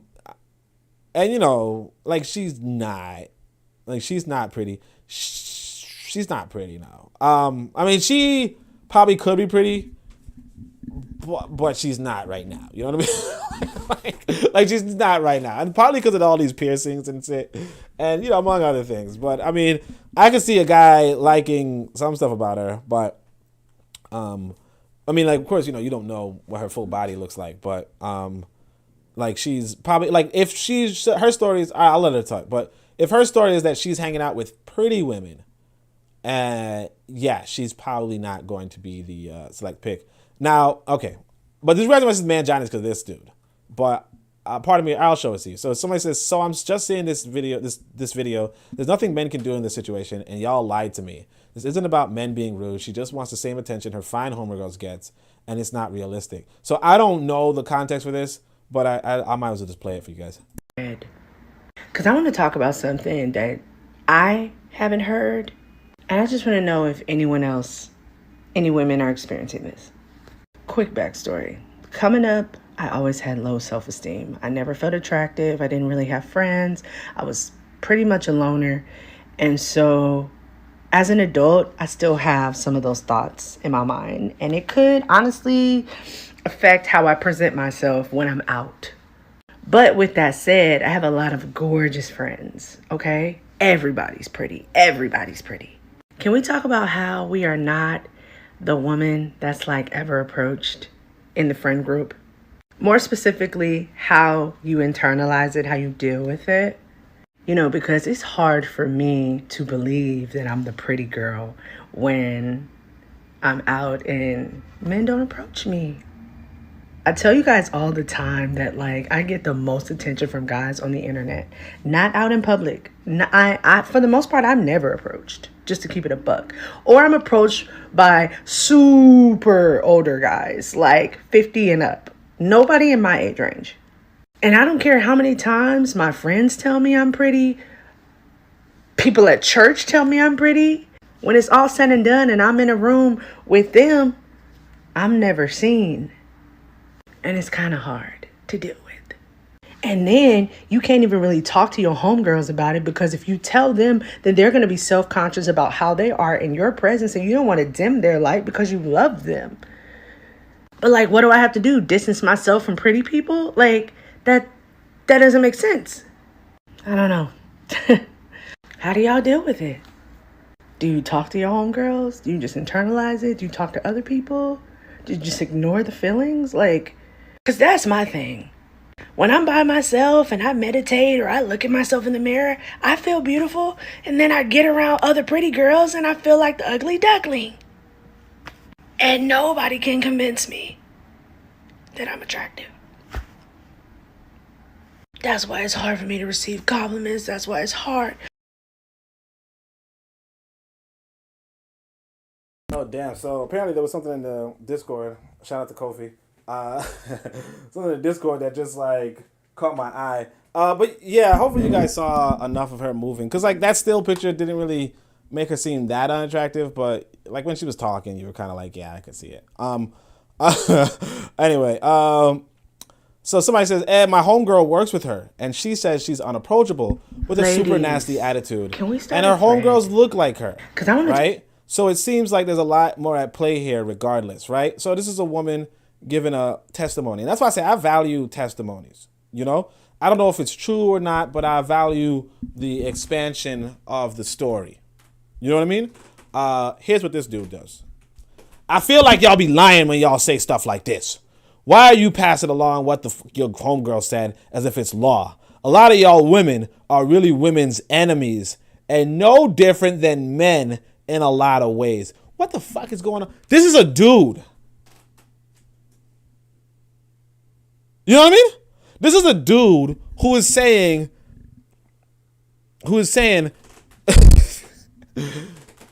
men are women's enemies. A dude who's saying men are women's enemies. Okay? So this is actually the only reason why I showed that video. I had no idea what this is about. It seems like it's an unattractive woman. I actually kind of lean towards this confession, which is, maybe she also has a bad attitude with men. That's a possibility. But these are the other things that I saw related to this. Let's see what it is. Oh, Rosebud might actually be the...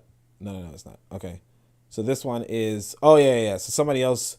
Apparently what's going through the sphere is men don't approach me, so I don't have the opportunity to reject them in the rudest way possible to make myself feel superior. So it might be that she also like what the lady said about the observation might be like a established fact at this point. And then this is the sister. I like the sister Mello. She's good people. Shout out to Mello. As much as other people don't like her, or some people don't like her, but I like the sister. So it says this video is a prime example of how the internet is fake and enables delusions. All that body positivity and everybody's beautiful shit only lives on the internet. She goes outside and deals with reality, and I applaud her for telling the damn truth. Finally, someone did. And yeah, I want to say one of the things I don't understand is like when she said that guys don't approach her. Like I've met like pretty much every woman is like she's being approached often. Like I've met women who are not attractive, who are like, yeah, guys talk to me all the time. Like obviously not the best guys, but yeah, like guys, shoot their shot like all the damn time. Like you talking about, you go to the girl, like I would because that's realistically what it is. You're supposed to, as a guy, shoot your shot when you feel like you have a shot. All right. The fact that, yeah, I could see, I don't know. But what I could say is that one dude talking about women are men's enemies, that was a big no. Anyway, let's see what this says.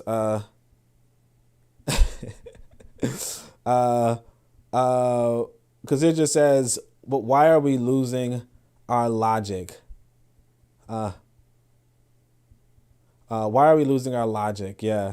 I mean, I don't know. If you mean about the video game, yeah, that's crazy. Leo says, imagine coming on the internet to say that nobody finds you attractive. That's nuts. Incel. Yeah, I mean, like, she wasn't attractive. I mean, Kofi gonna get on my ass. He's like, Oni says she could be pretty. Black women be posting their L's online too much. There's a whole account for, like, women posting their L's. Women posting their L's online. But, yeah, I mean, look, if she loses weight, I guess. Like, the reality is that, like, genetically, she has... breasts, you know what I mean? let's just call it what IS is, some guys are into breasts, so genetically, if she like you could see, like, if we were really studying this lady, you could see there's a lot of excess, weight on her, and so she could lose that excess weight, and still maintain like a shapely figure. You know what I mean? It's not like, yeah, I mean, like, me personally, like, I love me some black women. You know what I mean? So in that sense, You know, unless you were like, hey, I don't like her complexion or something, which is a possibility. But, you know, some guys are into her complexion too. And it's not like she has a bad complexion either. So that said, like, and she's a natural hair. You know, I think that, yeah, if she wanted to, she could be, you know, in better shape and be an attractive woman. You know what I mean? Because me personally, I'm biased, you know, towards black women. So yeah, if she wanted to, she could possibly. I don't know though. Like, you don't know what a person looks like when they have weight versus when they lose weight. So you don't know. Like right now, she does not look attractive. Like, she's not going to move mountains. You're not going to, so on and so forth. But it's possible she would become significantly more attractive if she were to lose weight. You know, like, it's possible. Like there's a lot of glow ups on the planet. You know, and plus, like, the fact that she's, I mean, obviously she probably has a bad attitude right now, but that, you know, over time your attitude can change. So it's not like, yeah, I mean, like, I wouldn't be like, yo, she's permanently ugly. I couldn't say that. Like, I wouldn't say that. I wouldn't say she's attractive now, but I mean, the potential's there. Not to say this though, that you would go for, not to say that you would go for potential. Somebody said before that you do not want to, like, if you're sick, you go to the hospital. You don't want a medical student. You want a doctor. You know, so you're supposed to go not for the potential of a person, but for what they are at the moment. So I wouldn't necessarily flirt with her right now, but you never know. Like, you could see a woman's old pictures and be like, ew, you were looking like that. And then, you know, it is what it is. Lero says, Kofi, talk about it. They got us so down bad. KW7 says, I can't stand the bullnose ring. Sends Alphabet Crew vibes. Yeah, exactly. Like, you know, but of course, you know, if a woman, like you never know what a woman went through before she's been with you. You know what I mean? Lero says, desire body politics is futile as fuck. Just become more desirable. Like, I don't know what you want folks to do. Yeah, exactly. Like, and that's the, like, I looked at some of my, like, how I dressed normally back when I was like, well, I can't make women, you know?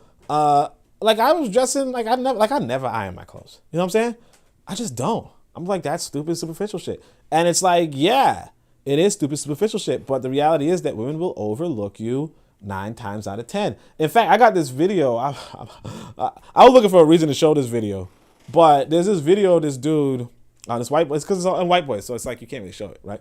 But it's White Boys where this dude is giving away free water in Europe, right? And so he's giving away free water. So you guys check out the Discord. I got it in the wealth section, and it's like he's giving out free water. And so the white man who's taking the water is like, what's wrong with the water? Why are you giving it for free? And the other white boy is like, look, we got enough advertisers where we don't have to pay for the water. Like, we don't have to sell the water because the advertisers are paying for advertising space. Therefore, it's not going to cost us anything. And so the white boy is like, well, look how you dress. Don't look like your company's working out for you. Okay? And because you're dressed like that, this sounds stupid and I want it, so on and so forth. And the reality is this, that's how everybody treats you. And that's why Marcus Garvey says inside of his message to the people, he says, dress right. That's why Elijah Muhammad, who was a part of the UNIA at one point, right, comes out, does the Nation of Islam, and he's like, look, we're going to dress right. Because people judge you by how you're dressed. People judge you by how you look. If you're giving out fitness advice and because that's why I said this is one dude on Twitter. I blocked him a long time ago. I don't know what he look like now. Fat fuck. He a fat fuck. And he talking about here's the fitness regimen that I use, blah, blah, blah. Nobody gives a shit what your fitness regimen is if you are a fat fuck. Nobody cares. You know? See me, if y'all follow my Twitter, you know, I come out, I'm showing you guys some advanced push-ups. I could do that now. I could be like, hey man, if you want a fitness regimen, here's what you do. Because I could tell you, hey, that shit worked. And I'm doing it myself. I believe in it myself enough to do it myself. But if you know, yeah. Anyway, Lero says, Kofi, talk about it. They got it so down bad. So yeah, the bullnose thing is like, yeah, I'm not gonna approach a lesbian. I mean, I'm not really of the opinion that her being a lesbian means much to me. But if she seems like a man hater, like what am I inviting that energy around me for? Like why? What do I need to prove? oh, you know, she's like, I hate men. And I'm just like, oh, well, you're going to love me. Like, for what?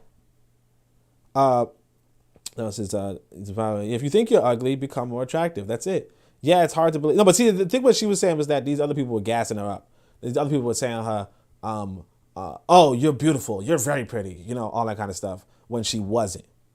You know what I mean? Like, basically, you got, you know, I don't want to say Tyra Banks, but you get what I'm saying. Tyra Banks, Lupita, Rihanna telling this lady, oh, you're beautiful too. And it's like, look, like, I don't expect Lupita to tell you that you're not beautiful, you know? But, like, maybe you need to hear it from somebody. And she's just like, I mean, look, I get it. I get why Lupita wouldn't tell this woman that this woman's not beautiful. I get it. Because, like, that's rude as fuck. You know what I mean? But that's what this woman needs to hear. You know? Because that's what happened with me. When I was going to the, you know, my man was like, yo, bro, the problem is that you need to update your shoes. You need to dress. You need to put on better clothes. And I'm like, look, man, I can still pull women with this clothes on. I can still pull women with this hair. I can still pull women with these shoes. But what he was saying was what I was supposed to hear. That even though you could still pull women, and I mean, it wasn't necessarily top shelf women, or I was getting rejected by some top shelf women, but like, yeah, even though it is whatever, you still put your best foot forward regardless. You know, I don't really like Tariq Nasheed. I look at Tariq Nasheed as a pimp, as a former pimp or a wannabe pimp. But one time I was talking about, I was studying the art of seduction. You know what I mean? You know, you get out of your marriage and you're like, let me go meet some women. How do you do the seduction stuff? And I'm looking at Reddit. Okay, Reddit has like a whole section for it. And then I said, some brother told me, hey, look, why are you looking at these white boys when you can look at this black man doing it? And, you know, there are black men who make videos too, but he was also like, look at this Tariq Nasheed book. So I look at this Tariq Nasheed book, and one of the things that I picked up from Tariq Nasheed's book was he was like, the first thing a woman looks at you when she looks at you is your shoes. And I'm like, I never knew that. I don't know if it's true, I don't know if it's false, but at the end of the day, if people are looking at your shoes, then you should think about it too. You should think about the shoes thing too, because I'm not saying that I look at shoes, but shoes do tell you something about a person. Like if you see somebody coming in barefoot, or you see somebody coming with jacked up shoes, you know? Now, obviously, I'm not wearing the designer shoes. I'm not looking for super superficial. You know what I mean? I'm not looking for the woman. All right, but nobody gives a shit what I'm looking for. But my point is that, you know, there is this idea of people looking at appearance, and I want to play this thing for you guys. With the guy doing the business thing. I might just have to look it up. My thing is that I don't want to be scrolling through a list of shit without yeah, okay, I think it's good to scroll through. But anyway, let me see. Forecast that and men go their own way, just joking. Yeah, I mean, I wasn't, but like, shit. I hope not, you know what I'm saying? Lero says, yeah, it's hard to believe no man approaches you like ever, really, or is it just not the guys you want? Yeah, I mean, like, yeah, because men be approaching women. I ain't gonna hold you. Kobe says, wonder how her friends reacted to this TikTok. They probably said she's beautiful. Forecast says, men or women can't force anyone to like them or be attracted. Yeah, exactly. Like, I don't expect to be attracted to everybody because I know that there's going to be some white women who are pretty in white circles that I would not give the time of day to. You understand? Like, I can understand that there's a white woman out there who is beautiful as a white woman. But she's not going to get no time from me. So I fully understand if there are people who are like, hey, you know what? As a black guy, I don't want a piece of you. And hopefully they're the white woman saying that. You know what I mean? If a sister saying that, that's her issue. I don't care. I don't care. You know, I'm now of the philosophy, because I used to be a part of the Western philosophy where it's like, I got a soulmate out there. No, I think that there's probably 1 million women out there for me. But I just need to get one of them. That's why I tell this one dude, there might be 1 million women out there for you, but you just got to talk to one of them. You know what I mean? Lero says, okay, because weight loss got me out here feeling myself like I lost my keys. Yo, Lero, you just be talking about Lero talking about women posting their L's online. Talking about she feeling herself. This message, Lero. You good. You good. Yeah. Lero. So let me see if I could actually show y'all this. So let me just go to the. Then I got like. See, I'm not trying to. So this is the video right here. And this is another one that I just saw. But this is gonna be later. So let's see. Let's close this.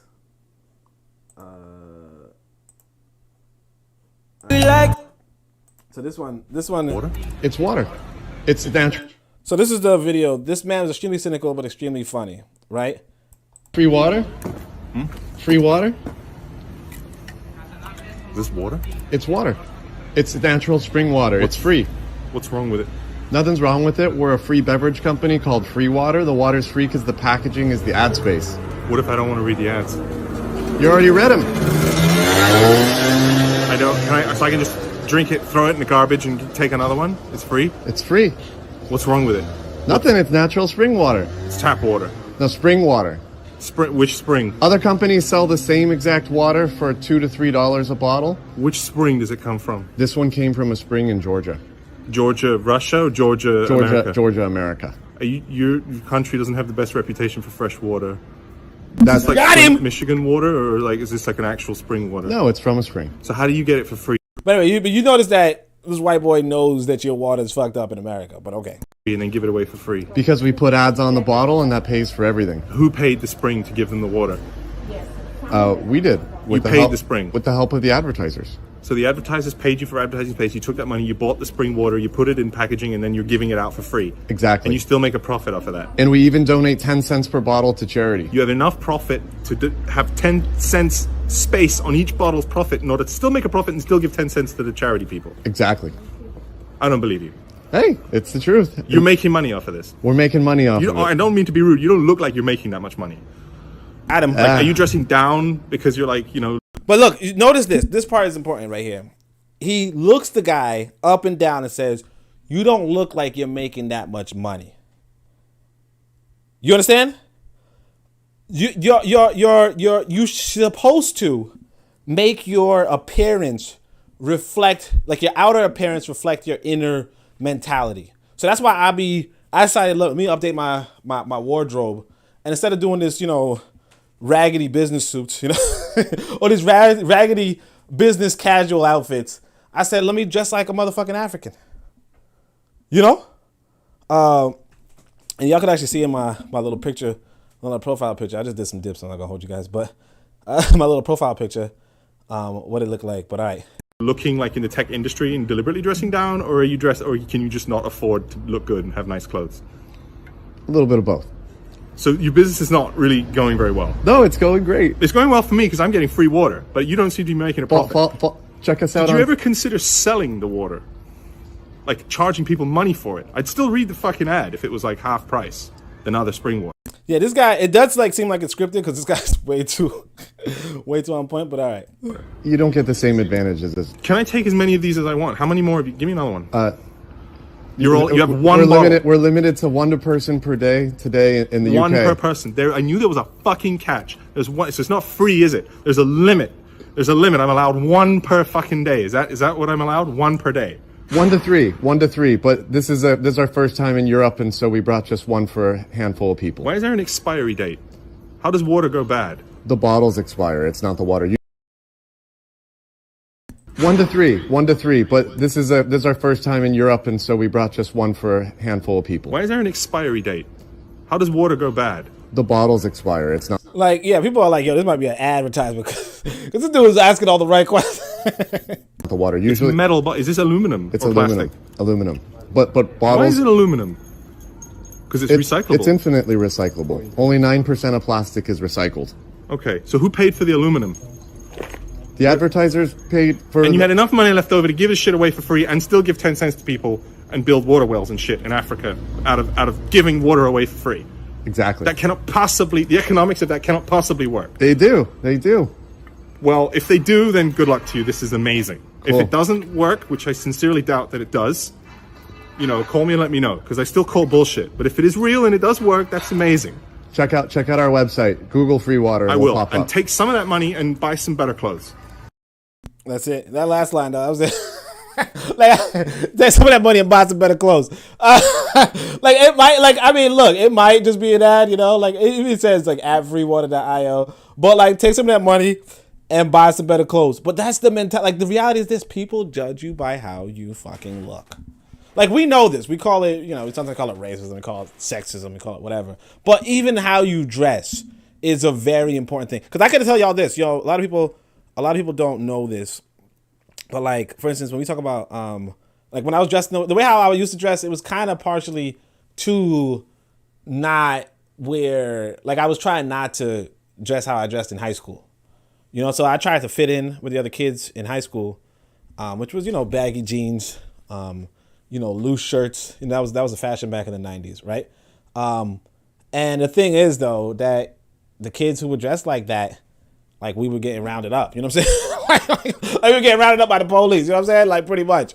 So I was kind of like low-key dressing away from that, at that point in time. And then I just stopped buying clothes because I didn't really give a shit about clothes. But either way, it's like, yeah, people judge you by how you dress. So the way, when I dress my little business casual type shit, I didn't get harassed. I mean, I never really got harassed because I didn't really been outside like that, but I didn't really get harassed. Now, like I said, I'm dressing like this. Y'all can see the gun show.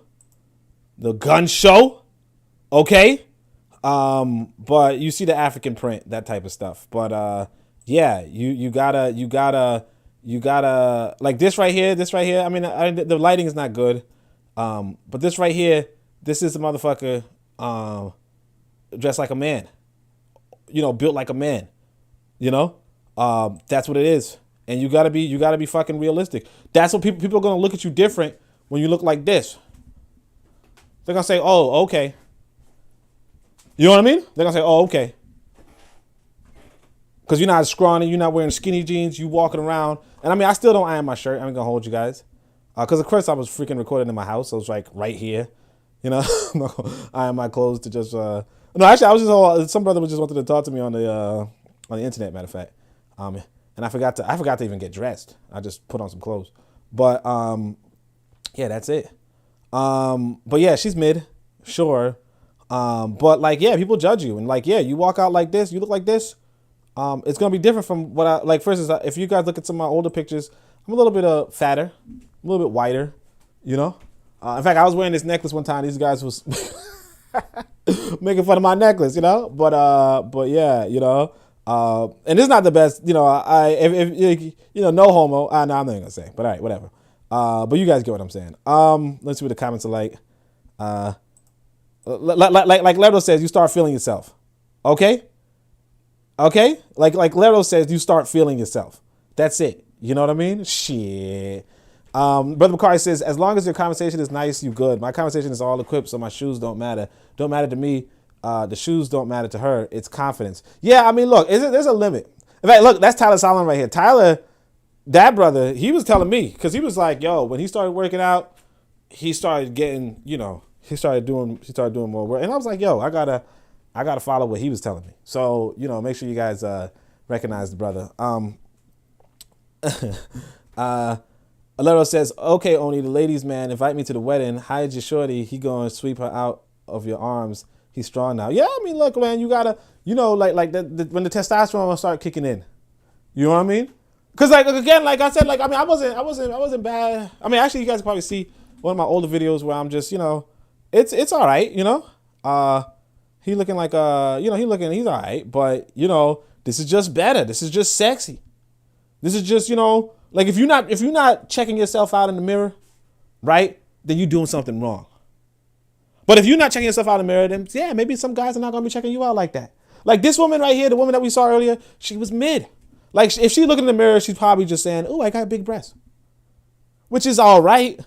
But then you got those fat arms, and you got those piercings. Like yeah, a guy might be like, "Okay, she has a big breast," but like to what? Like she's obviously not taking care of herself. She's obviously not health conscious.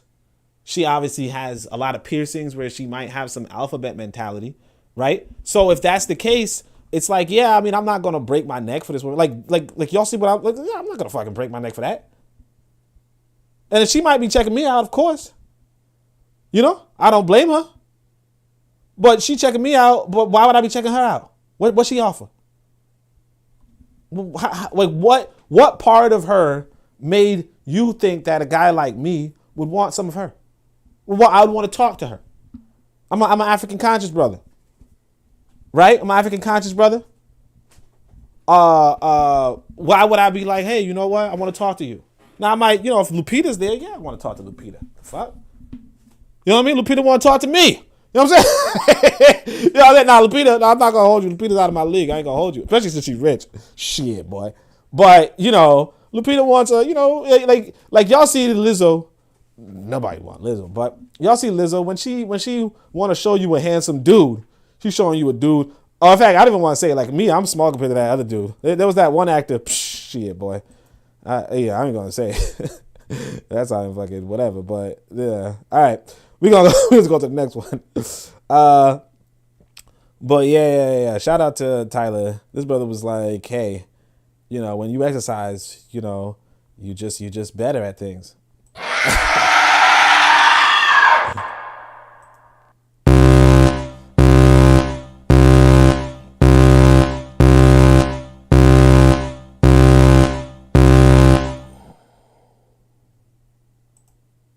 Okay. Well, actually, you know what? We're going to have to include in the mangina this thing that Kofi just saying.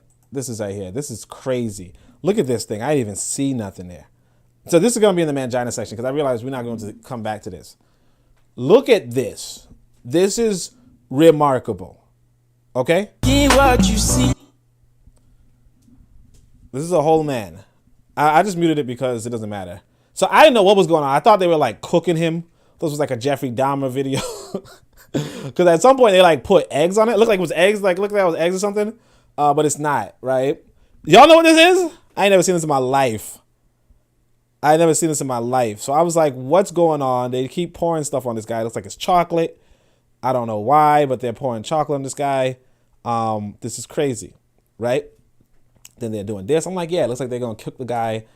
I don't know. They're making like he's orange. Is this like a movie thing? Look at that shit. Ain't that crazy? Fucking A, man. And I just saw this. Kofi just put this up, after the podcast started. So I was just scrolling through because that girl was talking. I wasn't really caring to look at her no more. But yeah, this is what it looks like to motherfucking bleach. Isn't that crazy? Fucking A, man. This is probably be in the BAN section, but this is it, man. This is what people are going through. This is what people are doing. Yeah. All right. Just wanted to show you guys that. Now, as far as what's the next thing we talking about? This is white folk your thing. And look, this same mentality is like this lady right here. The same mentality is like this lady. But yeah, like I said, that's the thing too. It's like, you saw, like if I tell you, hey, here's what I do for fitness, that makes more sense when I'm big than when I'm small, when I'm really? fat. Yeah. Why? Would you date? So she asked this guy, would you date black girls? Black girls? Absolutely not. Why? Because they're disgusting. Really? Yeah. Why they sleep with everybody in? Yeah, you guys are pretty gross. But y'all beautiful. Yeah, thanks. I know. God bless y'all with pretty hair. I know. Pretty eyes. I know. Thank you. Intelligence. I know. Would you date? Shaking my head. That's just it's fucking embarrassing. Anyway, so she says, would you date black? I'll just try to read it. I'll just try to say it. Black girls. Would you date black girls? Not. Absolutely not. Because they're disgusting. Because you're disgusting. Yeah. Really? Why they sleep with everybody in? Yeah, you guys are pretty gross. But y'all beautiful. But y'all are yeah, beautiful. Thanks. I know. God bless y'all with pretty hair. Y'all I know. Pretty hair, pretty eyes. I know. Thank you. I know. He's like, I know. Thank you. Get away. Yeah. And it kind of ties in with this. It kind of ties in with this with the bleaching video. Anyway, let me go to this one. Actually, this one important. This is not important. I was low key like absolutely. What was this one about? Oh yeah, this one. It's just a funny story. It's not that important. It's just a funny story. But like we don't have that much time, so I'm gonna respect y'all time, and I'm just not gonna do it. Basically, she's just some dummy who's messing with some loser. Like that's the thing, and that's another thing. Like this woman giving all this money to. I mean, it's embarrassing.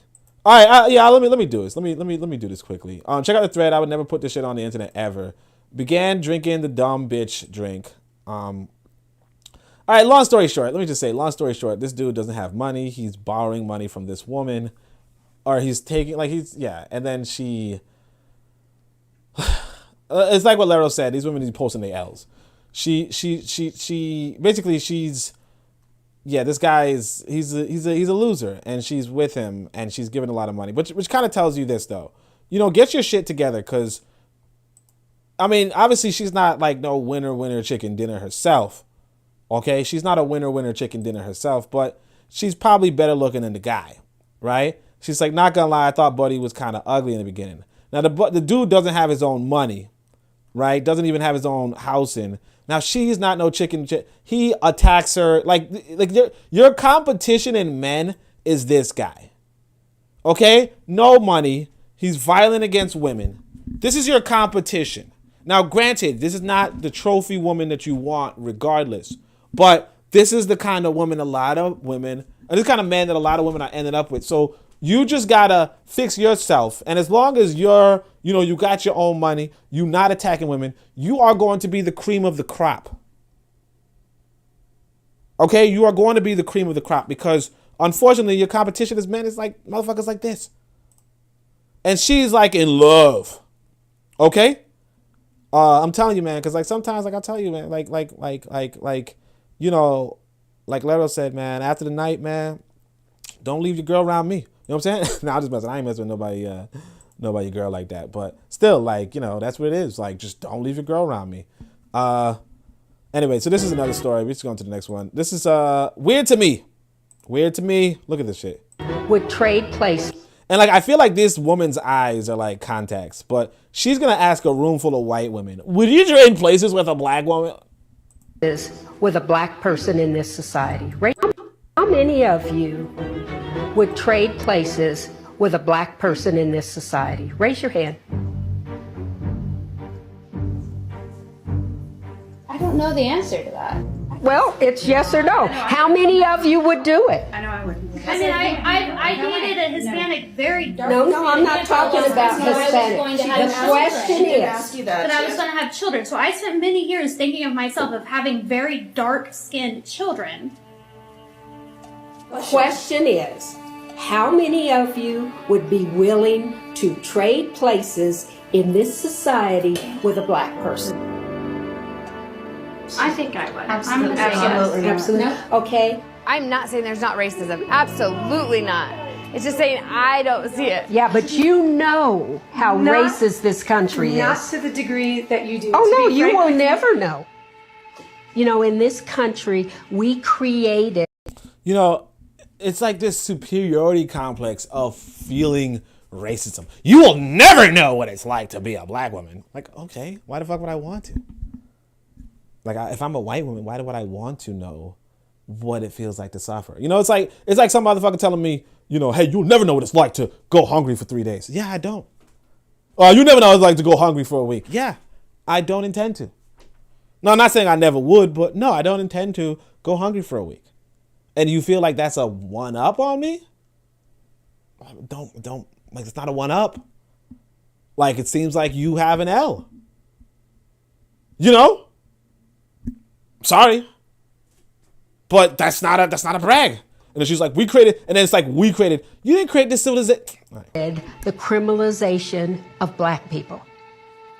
And when your skin is seen as a weapon, you're never unarmed. And that's why black boys and men and women are dying in the street with their hands up.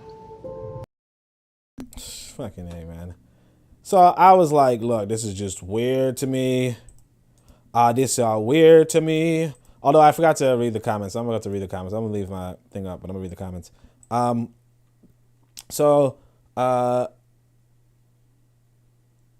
Hi, just shorty. Okay, so I had no choice to tweet because 2018 was the health scare I didn't realize was needed. Yeah, exactly. Tyler said he went through it. That's good. He got his health up, and that's what it's about. Lero says, Lizzo got a nice looking man. I won't even hold you. I doubt that, but okay. Real Jones says, Lero says, disgusting. I seen that video. Bleaching is the highest level of menticide. This is my first time seeing a man do this. Yeah, I've never seen a thing.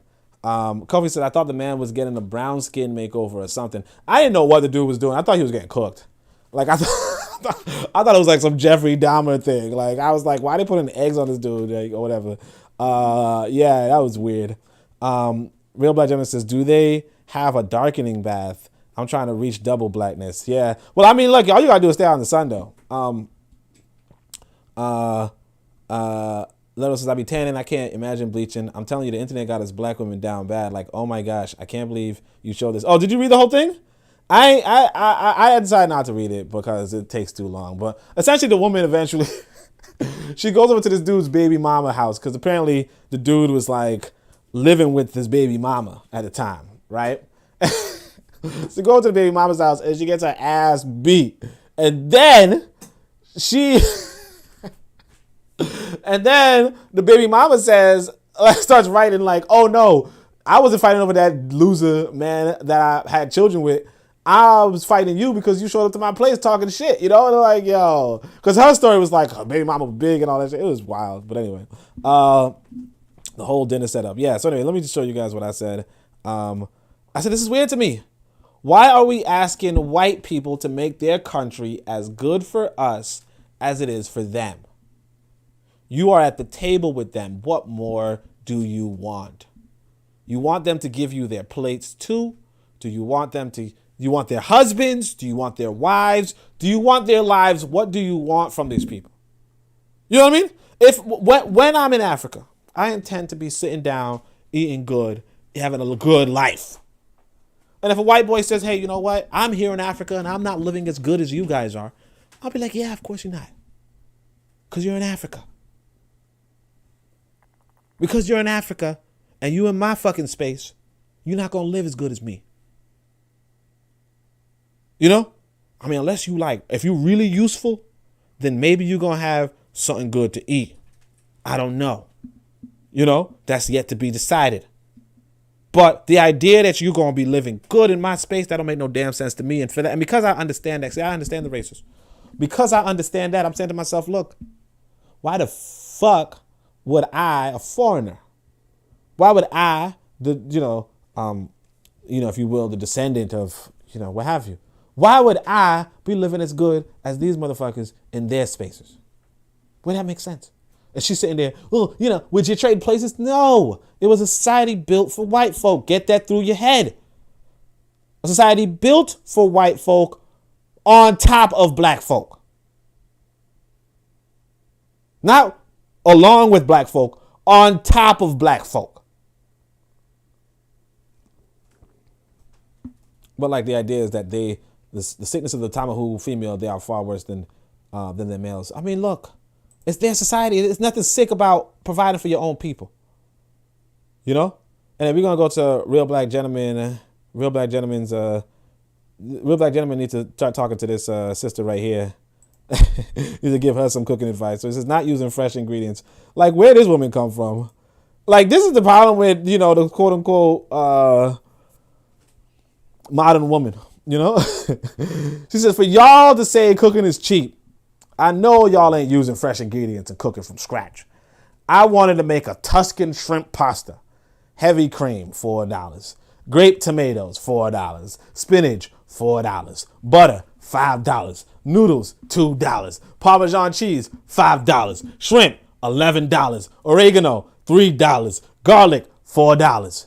That's almost $40 when I could go to a restaurant and get that shit for like $17. And restaurant pasta servings be large, so I can eat that 3 times possibly and do no labor. Somebody need to get their girl. Get your girl. Because my thing is this, why your fridge so fucking empty that you have to buy everything fresh on the day that you want to cook? Like, you should have some butter left over. You know what I mean? You should have some heavy cream left over.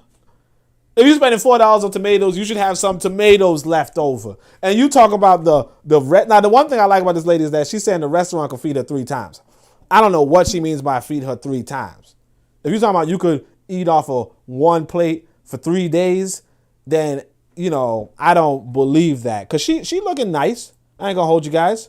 She, you don't really get much of an angle for her, but you could see this woman, like I said, like when you talk about presentation, right? The other woman, she also had freeform. She also had locks. So, but I'm not gonna hate on the other lady's locks.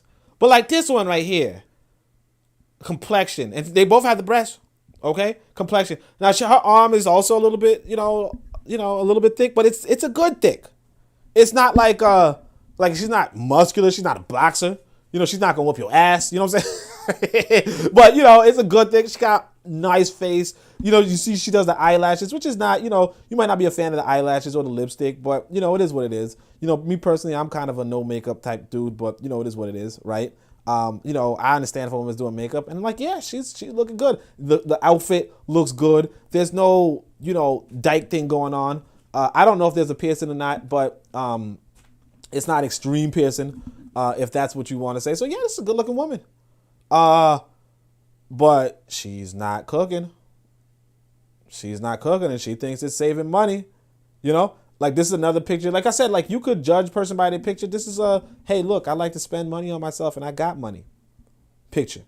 Now you don't know if she's getting captured or kidnapped. You don't know.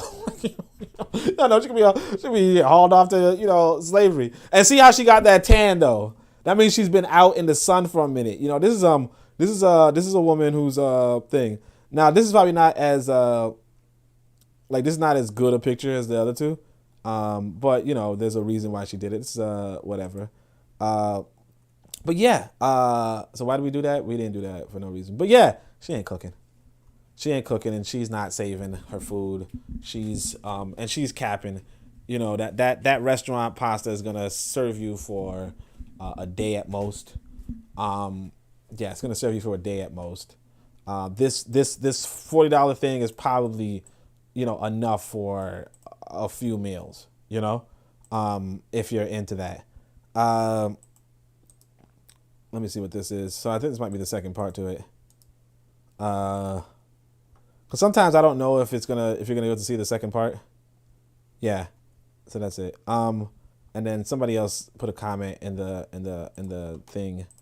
That's what I'm saying though. Like you just wanna, like sometimes you just want to look good, and that's what I'm saying. Like you try to pull that woman, but you ain't really got your stuff together. That's something. So somebody said this is silly, blatantly untrue. Y'all don't want to cook and don't know how to really. Grocery shopping and meal planning is part of knowing how to cook. Y'all don't want to. Just say that. And I don't really like reading these white folk, but I'll give it to you. This white woman said, I spent $50 for groceries yesterday. I got veggies for vegetable soup and for cottage pie. I don't know what the fuck she's cooking, but it's what it is. Chicken for chicken and rice, and for Santa Fe chicken, lunch meat, and cheese for sandwiches. She actually said sandwiches. Cottage cheese for snacking. Ugh. Anyway, all those meals are going to have leftovers, so about 18 meals there. But like just the mathematics is whatever. And yeah, obviously white folk, you know, commenting on whatever, but you guys get what I'm saying. And this is the thing I want you to realize too, that when we talk about the quote unquote, you know, African Americans are rich. Like I could include myself in that category, but not saying I'm rich, but I'm just saying like on a global perspective, like the fact that we can, you know, we can do takeout every day. You know, we can do takeout every day. It's not advised, but we can. We can get restaurant pasta servings every day. It's not advised, but because one thing I picked up on when I was looking at, there was like this video of, oh, here's a vlog for like some poor person in like a village somewhere, right? I mean, they were in a village in Rwanda, right? But the poor person in the village, and they're doing like a vlog, you know, like here's my day, you know? Anyway, so, but like one thing I noticed was that they were just eating porridge, you know? Like they were making porridge for dinner. Like people around the world eat porridge for dinner. You know? I know some people, like particularly health conscious people, who might eat porridge for breakfast and porridge for dinner out of a health conscious thing, right? Or if they're like, hey, I want to save money, I'll eat porridge. A lot of people around the world are eating porridge because that's all there is to eat. Whereas if we want to eat takeout, we can, and we could do it every day. Like we're rich on that sense. And that's part of the reason why a lot of people come to America. Part of the reason why a lot of people stay in America. And part of the reason why when you talk about building in Africa, you have to build something where people have that kind of luxury. You know, because unfortunately, this white boy, if you could say the white boy didn't build it, you could say the white boy built it. It doesn't matter what you think. It doesn't matter what you say. The reality is that if you're in America, you have this luxury. You have this Western luxury. And you don't got to eat porridge. You know, you don't got to eat soup. Now, this white lady is living like a fucking, like she's living like a poor person, honestly. But, but you know, 18 meals for $50, but it is what it is. Like, she could also, if she wants to, like, especially a white woman, she could, she could buy the takeout. She just knows it's economically smarter not to. Like, yeah, white people got money. And let me see what the comments are. The whole dinner setup. Okay, Lero says, they don't be cooking for real, just on the internet line. It's way cheaper to cook at home. Full stop. I don't care what nobody say. Yeah, I mean, but like, I also notice, like, cause I be like, when women cook, they do be putting a lot of money. I ain't gonna hold you guys. They do be putting a lot of money.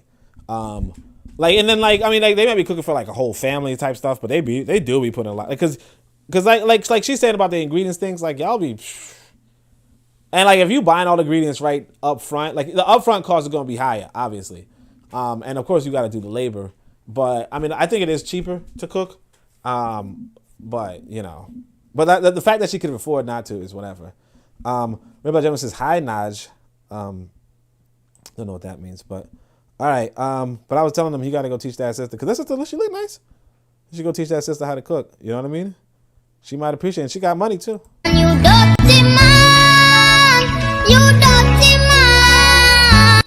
It is my mission today to stop you from being a homosexual. You're a victim. Here we go, see it. I get so sick of sisters, I don't know what to do. So we're gonna go to the queer wars quickly. I'm not making good time, am I? All right, so let me see. All right, this is just not that important. This is just some woman talking down some dude because he's gay.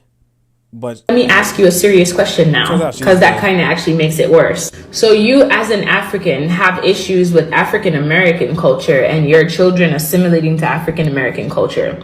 But I saw on your page that you date white men. So you would rather date the people that literally enslaved your people, the ones that created apartheid, robbed your continent of all its riches, and still pillages to this day. The culture known for being mass shooters and meth users, enslavers and enforcers. You're more comfortable laying down with that and taking raw penis than you are with African American culture. Help me out here. Because if you have such strong feelings about African American culture, I would think you would have even stronger feelings about white culture, but you don't. You take pink buddy. How come you're not scared of being tainted by the literal white men that raped and pillaged your continent? This is giving very big self-hate. Explain it to me. How you managed to have more hate for distant cousins than the white man that started all this shit to begin with. Talk fast. Yeah, okay. So yeah. So I mean, like, I liked it until I found out that it's possible that she was also a queer, but it is what it is. But like, I agree with, I'm rewatching it. It's probably not that bad. Meanwhile, she dates white women. Don't be fooled in she dates white women. Yeah, okay. She dates white women. Don't be fooled in 2022. They're famous for pretending to be pro-black and on LGBT on social media. Yeah. So, so I could see that. Somehow it's written that she was in here somehow, but okay. So anyway, so this is another do your thing. This is just some sister. I was just showing the alphabets. You know the alphabets, how they do. Alphabet says, Bianca's like, look, black women raising boys, please stop letting your sons pick our female traits. I have the bitches boys in my class. I know y'all have some men around somewhere. This shit is getting ridiculous. And then apparently they deleted this. So the queers are like, Twitter, do your thing. Basically, they know where she works. She studies English language at university. They're like, basically follow her and harass her, right? Dr. Cassandra Leicester is the associate superintendent for elementary schools. Yeah. Oh, no, they're telling who the associate superintendent is. They're basically like a lynch mob type shit, So, yeah, just because she was like, stop with this, thing. And that's what I'm saying. Like, that's an issue in the world, So she says, why y'all defending her? And she talks like this. I'm sick of schools hiring flamboyant gay men over straight men. I know this is done on purpose, right? So she's like, but that's, like I said, we're going to go into this Mexican thing where they whatever, but like they were being privately recorded. Whereas we kind of publicly, like you got to understand that like things are going to be hard. Things are going to be hard because of who's in control. Things are going to be hard. Anyway, so this is another one. Basically, somebody does a picture of Scooby-Doo or whatever, and then somebody does, next time, do not forget that representation exists, and they make these people black or something. And apparently they said the artist's response is funny. He says, "You forgot to remove Scooby," you know? That was the original artist. Anyway, but it's just, you know, come on, stupid. Let's see what this is. Really? I'm trying to go quick. I forgot that I have to get this boy, you know, and limit my time to myself. So he says, "Oh yeah, this is wild. I just watched this one. Like, this is why I was late. Look at this shit. She met a man on Hinge, and 12 days later he robbed her. I'm shocked at what he looks like. People in the comments said his pics was a dead giveaway." Now, here's the thing that's interesting. I didn't get to see the follow-up video, and because I won't have time to right now. But essentially, she got robbed of $10,000. Like I said, man, these black folk in America got money. They have money because this is not the prize. Okay, this woman is not the prize. But she has $10,000 to steal if you need. It's gonna be hard. But I was robbed by someone that I trusted, that I had met on Hinge, the dating app. We've only known each other for like 12 days. Yes, I know I'm an idiot for inviting some man that I didn't know 12 days. Like, what the fuck are you talking about? to my house multiple times overall in the last a week and a half. Multiple times in 12 days. Over a week and a half. Not the prize. Not the prize. And you have to understand this. I trusted him, although there were a lot of red flags. So many that I can't even count them. He was super lovey-dovey and kind and nice, you know, the whole, yeah. And I was very trusting and too nice. And he stole from me. Someone I thought that actually liked. And like, usually I'm on the side of a sister, right? But look at this. And we actually started, well, we're pretty much official 2 days ago. I'm assuming now we're not. I've called him. I have FaceTimed him. I have tried to text. She's official with this guy. 12 days. What are you fucking talking about? Like, and again, she's not that bad looking. I mean, I don't like her hair, obviously, but, you know, she could always change the hair. She looks like she might be in a decent shape, you know? Text him, nothing. I've tried all day. Not all day, just for a few hours. I tried him on other phone and But look at the dude. other numbers, nothing. I've even DM'd him on Instagram, nothing. I'm going to show you a picture of him. He's in Dallas. Look at this. So you guys know who he is, and ladies, Get ready. beware. I think he does this, maybe on regular. I'm not sure. This is the first picture of The him. fuck? He has a tattoo on his neck and tattoos on his arm. Another angle. So somebody said, she met a man on Hinge and 12 days later he robbed her. I'm shocked what he looks like. People in the comments said his pics was a dead giveaway. Look at this shit. This is his dating profile. High all the time. Ladies, if you see him, please just don't mess with him. Don't. You get what I'm saying to you? I'm telling you, you work on yourself, you will be the fucking prize. Now, I'm actually mad I'm using the word prize so much because I know I know forecasts that I was men go their own way, and I think that's what they say. So I don't mean to say it like that, but what I'm saying is that she was fucking like a white boy came into her house multiple times over the course of 12 days of meeting her. And then he was able to walk out with $10,000 plus. You understand? And the thing is that if you are an upstanding, good black man, that means that, because if you like her, I don't know, she seems like she's dumb. She seems like she's a druggie. No disrespect to druggies type, but, you know, seeing like something wrong with her. Did I have the other? I think I was in the middle of watching the explanation, like the follow-up video. I guess I don't know where it is. I don't want to scroll through too much because yeah, you can't. Oh yeah, it says. So she's not like she's not bad looking, but you see update on the guy that robbed me. I didn't listen to it, so I guess I'm not gonna play it right now. I guess you guys could listen to it if you care, but it is what it is. But like, yeah, really? This is the guy that gets your attention. This is the guy that gets in the drawers. This is him. Clearly a deadbeat criminal. And this is something that guys have to understand about the dating situation in the world. You know? The dating situation in the world is that a lot of these women are reaching out to dudes And you could very easily get into the top 10% of men. Very easily. Because you don't need to be the top 10% of men to get like most of the women.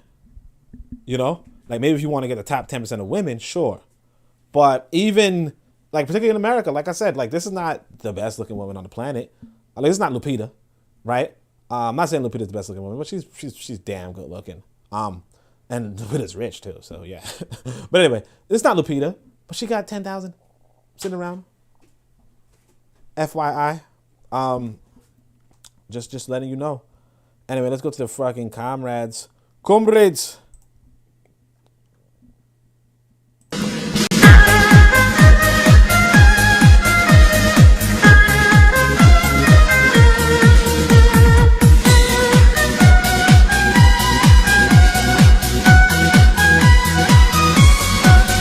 到最后千万不要可怜他们，你要记住这个东西，千万不要可怜他们，不管是他们家里怎样了，不要可怜他们，这是最主要，你把这句话放在心里，对待黑人。Yeah, keep dreaming, goofies. All right. Anyway, so this is give me the money. Just give me the money. So this is like, I tell you, this is like, she should be on the pass me. But, you know, sometimes you want to play your Chinese national anthem. Anyway. If you want to raise the birth marriage rate, you need to raise men's salaries by $40,000 to $60,000 annually. Fuck up. Like, I was saying, just give me the money then. But I was saying, like, Americans make so much money that they're like, yo, you should give us more money. But it's like, where's this money going to come from? But, like, I ain't going to complain. Like, look, if this woman lobbies on behalf of all men to get more money, I ain't going to complain. Give me my motherfucking check. You know what I'm saying? Like, run the damn check. But, like, realistically, I mean, would offset a contribution while also maintaining equality. Yeah, so I don't know. Like actually, this might be what we call a pick me. I'm not gonna hold you guys, but I'm gonna put it in the comrades section. But it's really a pass me. Like, what do you like? Come on, like this is not how economies work. You know, if they do raise your salary based off of the fact that you're a man or whatever, I don't know. I mean, I'm not gonna complain. Give me the fucking money. But yeah, if you want to raise the birth, like again, y'all stop worrying about other people's pussies. You know. In fact, there's this song. I didn't know what this meant. So when I was younger, I was too young to know. I wasn't paying attention to the song. It was just on like commercials by the time I heard it. But there's a song, you down with OPP? Yeah, you know me, right? So what that song means is you down with other people's penises or you down with other people's pussy. Basically, if you see somebody else in the, like I said, after the night, don't leave a girl around me, whatever, right? If you see somebody else is in a relationship, right? Or whatever. Or somebody else is dating somebody else and you now want to get with that person. Or you want to hook up with that person. Right? That's what OPP means. But like realistically, I want y'all to say this. Don't be down with OPP. Not just in the sense of don't be messing with somebody else's woman because that's going to get you in trouble. And that's what Marcus Garvey put inside the message to the people. He was like, don't be messing with another man's wife. Period. Right? And that's what Ptah Htp said. He said, don't mess with another man's wife. Like it's just one of the things that men are going to tell you. Real men are going to tell you, do not mess with another man's wife. That's stupid. All right? That's what real men said. Marcus Garvey said it. Ptah Htp said it. But on top of that, what I want to say is this. Even on that sense of don't worry about another man's pussy. Don't worry about another man's man. I'm just saying as a man, what I want to hear, what I wanted to know was, hey, man, go work out, get your body on point, get your dress code up, get your style up. And then, yeah, you'll get your pick of women. That's what I'm going to say. You will get your pick of women. But this right here, if you want to raise the birth, don't worry about the birth marriage rate and marriage rate. Get get as many children as you want. Get as many, get the wife that you want. I even said get as many wives if you want to, whatever. That's up to you. But get the wife that you want, right? Don't worry about these other motherfuckers. Because just don't worry about it. Just get your shit together. That's what you need to worry about. This, oh my gosh, I'm going to campaign on behalf of men getting more money. Like, okay, I would appreciate more money. I ain't going to hold you. But that's some old loser shit. That's some old loser shit. Like if that's, like women say, that's pick me type shit. If that's your version of pick me, I'm not into it. I'm not into you. If you caping for dudes, you know, I want people to pay men more money so that we can. What are you worried? Like, get a life. You know, worry about your husband. You know. Anyway, this was another guy. He's like, I got arrested today in downtown St. Louis because it's illegal to feed the homeless. This is my 5th time getting warned about the new law. I really don't care. When people are hungry, please feed them. It was cold. Also, so I gave our scarf clubs chili, etc. Why would you lock me up? Like, again, you know, that's the thing about living in another man's country. When you live in another man's country, you either follow his laws or you don't. But if he locks you up and he warned you, what do you want? You want to change the laws? Then you have to be a legislator. You know, and that's why I said, like, one of the most important books. In fact, I actually have a video series on it. You know, maybe I should do a regular video series on it. But I have a video series on Marcus Garvey's Message to the People. And what he says in Message to the People is, yeah, obey the laws. That's why I tell y'all to repatriate. Because it's like, realistically, a man's going to tell you obey the laws. Okay, a man's going to tell you obey the laws. And for me, it don't sit right that I'm obeying the laws of a white man. So a part of me as a man is also like, I don't want to obey no laws of a white man. But I also recognize that as a man, I'm in another man's country. You know, it's just like when somebody comes to my house, I tell them, take off your shoes. And sometimes they're like, look, man, I can't take off my shoes because of so on and so forth. And I put some shoe cover on them. That's what it is. But in my house, you follow my rules. Now, obviously, some people could break that rule. You know, like if police roll up in my house, they're not gonna take off their fucking shoes. They're not gonna put on their shoe cover. They're gonna, you know, whatever. Like, because it's their country. But you have to realize that you're in another man's country. So like this, you know, oh, I was out there feeding the poor. Okay, that's nice. That's good. You were feeding homeless people. That sounds good on paper. But if the country is telling you can't do it, and you decide to keep doing it, and then you get arrested, you're warned, and then you're arrested. Well, what do you want? What do you want people to say? You know, if you believe in self-determination, if you believe in autonomy, if you believe that people can set up governments and set up their own space, if you believe that this is a fucking country, then that's what it is. Like when I go to Africa, and if they say, hey man, you can't say shit about Jesus, and I say, well yeah, but Jesus could suck my fucking dick. You know, if I say that, that's fine. I could do that. That's, you know, I believe in freedom of speech. You believe in freedom of speech. You know, that's how America is, right? I say Jesus can suck my dick, right? And then they motherfuckers say, okay, well, we're gonna hang you from this tree. That's on me. I can't be like, well, wait, you don't have freedom of speech. They told me, they gave me warning. Don't say nothing about this Christianity. Don't step on the pastor's feet. And I'm like, yeah, I don't give a fuck. I can do whatever I want. A free country, a free citizen, whatever. It's not a free country. We told you it wasn't a free country. We gave you warnings. It's not a free country. If you don't want to listen to it, that's fine. I'm not trying to support the state. What I'm trying to tell you is that realistically speaking, when Marcus Garvey said obey the laws, when Marcus Garvey said vote, this is what he was talking about. And if you don't want to, that's fine. Don't. That's cool. That's cool. That's your freedom. But don't be surprised when you're in a fucking structure. You're in a structure. I'm gonna leave it at that. Let me see what the comments are like. White man, so Valero says, say no to drugs. What? Is that what OPP means? Yeah, I didn't even know. You down with OPP? Yeah, like, exactly. I was like, wow, we were singing things we didn't even know. Yeah, I had no idea what that meant. I just listened to it because apparently it was in the recommendations in YouTube. And I'm listening to it and I'm like, wait, what? Like, you listen to the lyric and it's like explicit. But, you know, as a kid you just like the hook. You know, you down with OPP? Yeah, you know me. But like the whole song is about messing with another person's relationship. You know, which is not something you should be doing at all. Like just don't. You know what I mean? Just there's like no reason behind that. Yeah, it's like, nah. Like I said, Ptah Htp, the oldest book on the planet, the oldest book that we know of on the planet is like, don't mess with another man's woman. You know, don't go to a man's house and start talking to his woman or his daughter. Just don't do it. And they're like, many men lost their lives that way. One of the oldest books on the planet telling you don't do it. Marcus Garvey says, hey man, if you messing with a woman, make sure if you want to mess with more than one woman, make sure they're in different zip codes. You know what I'm saying? You know, he's doing area codes. You know what I'm saying? Different area codes. Like, he's doing that. Man, yeah. You know? Like, I think my brother was telling me, hey, man, it ain't cheating if they're in different zip codes or something like that. Like, that's what it was. Don't do it in the same community. That's what he was saying. He was like, if you're going to do it. Now, he's saying, but he said that's different women. But he said, do not mess with another man's wife. And I'll tell you, I do not.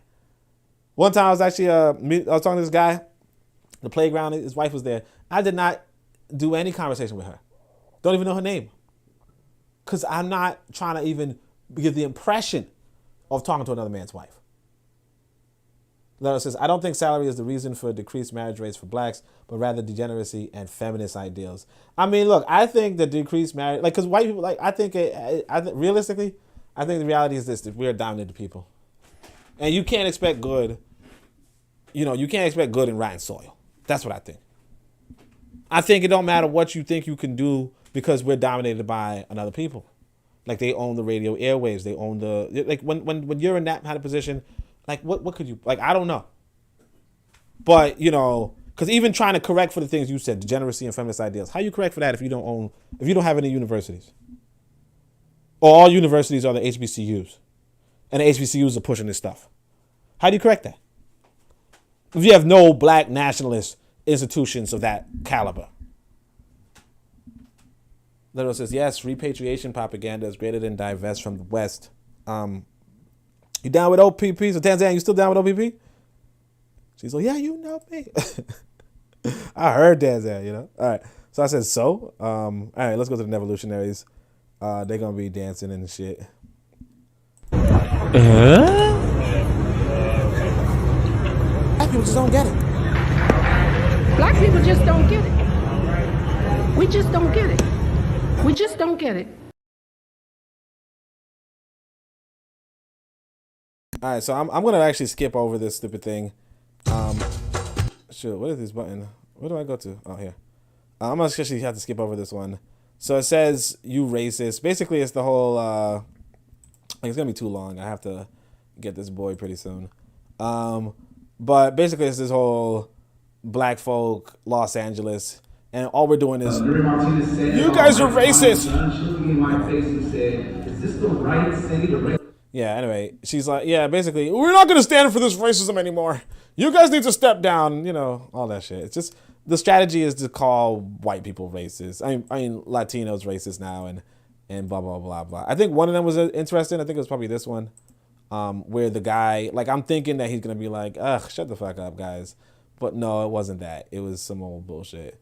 Yeah, so basically it says, those on here posting random videos of Latin people spewing anti-black racism really think they're making some profound point, but they are not. Their concept of black, brown alliance is nebulous, apolitical, and ahistorical. And you're like, okay, I think I get what he's saying. He's like, they need a militant organized movement against white supremacy and capitalism rooted in revolutionary unity. This is real solidarity, not that, all right, shut the fuck up, And, this lady points out, they do the same thing with diasporic anti-black American hate. So that's to say that, the people who are trying to break up the black and brown alliance are also trying to break up, like, shut the fuck up. No. But anyway, it's not that important. This is another one. It's like they don't get the strategy. It's not that. This is just another one complaining about white people being racist. Just regular evolutionary shit. Like, seriously. So it's like, this guy here. He's like, I saw muted some shit. It says they'd rather watch this country burn to the ground than to give black Americans equal footing on this land. Like, seriously, how weak is the group do you have to be to act that way? And it's like, no, these white folk aren't weak for not wanting to give you shit. He's like, look, like this brother said, it's not weakness, it's strength, it's playing chess, it's thinking, mapping out your survival and prosperity. These white folk are mapping out their survival and prosperity, and they're keeping you down because if you're up, they will lose. You understand? Stop looking for these white folk to help you out because when they help you out, they lose.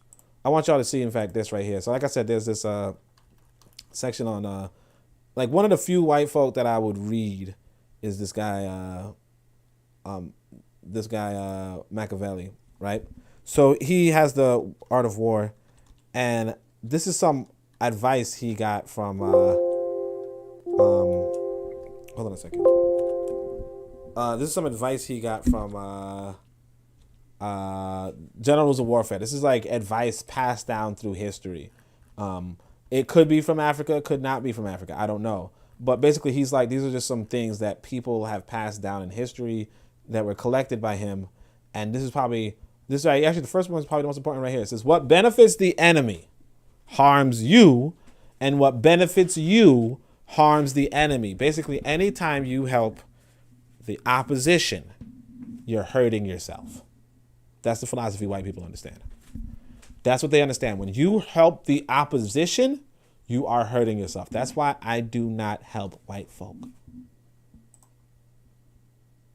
You know? Unless it's out of necessity, I don't help white folk. So look right here. It says, look, y'all look for the white man to give you equality, and you wonder why he won't, because no one gives equality and no one can give equality. And whoever waits for the impossible is a fool unworthy of the possible. White boy is not going to give you equal footing in his land because, again, whatever helps, whatever benefits the enemy harms you. Whatever helps, and white man looks at you as his enemy. Whatever, and I'm not going to say all white people. I don't know. I'm not a white person. I don't know. What I could say is this. This white man is looking at you and he says, hey, look, you're my fucking enemy. I'm not going to help you at all. Don't ask me for equal footing, because why the fuck would I give that? Because that's bringing me down. Bringing you up brings me down. Equality is now a bad situation for me. You know, in fact, I'm reading this book to my son. It's Sun Tzu's Art of War or whatever, right? Like a comic book. And yeah, like one of the first chapter. I only read the first chapter because my son's not really interested at this point, right? But I read the first chapter and he's like, and the Chinese boy is like, hey, shouldn't we fight fair? And his teacher is like, nobody wants to fight fair. You're not supposed to try to fight fair. You fight to win. If things are equal, if things are fair, you don't know who's going to win. When things are unequal, you do. Or you have a better idea. You know what I mean? Big guy like me, walk up to a little guy, and you kind of have a better idea. Big guy like me walk up to another big guy, and you kind of don't.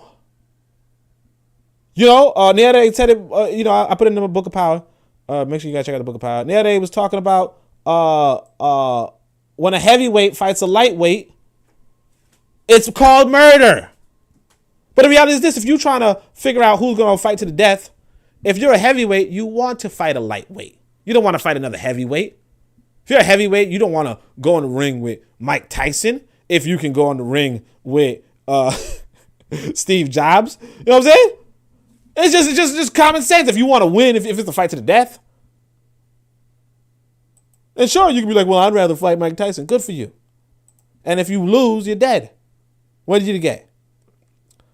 I didn't even watch this one, so I'm not even going to play it. But basically, some ladies complaining about some serial killer I didn't even watch it, so I'm not going to... I can't play it. I'll just show you guys what it looked like.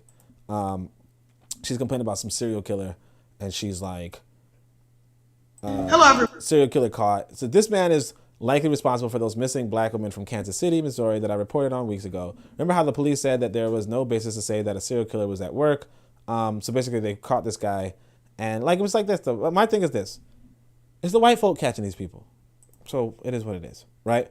Biracials ain't black. Now, I'm not going to go too hard on this sister because she followed me. I don't like to go after the people that, gave me the follow. And if this is her picture, she's also gorgeous, right? Like this is a beautiful black woman. Look at that. I don't know if this is her though, but this is a beautiful black woman, right? This is like of the women that we all already showed, like the only competition would be the one in the yellow. You know what I mean? But like this is a beautiful black woman. So she goes and says biracials are not black, right?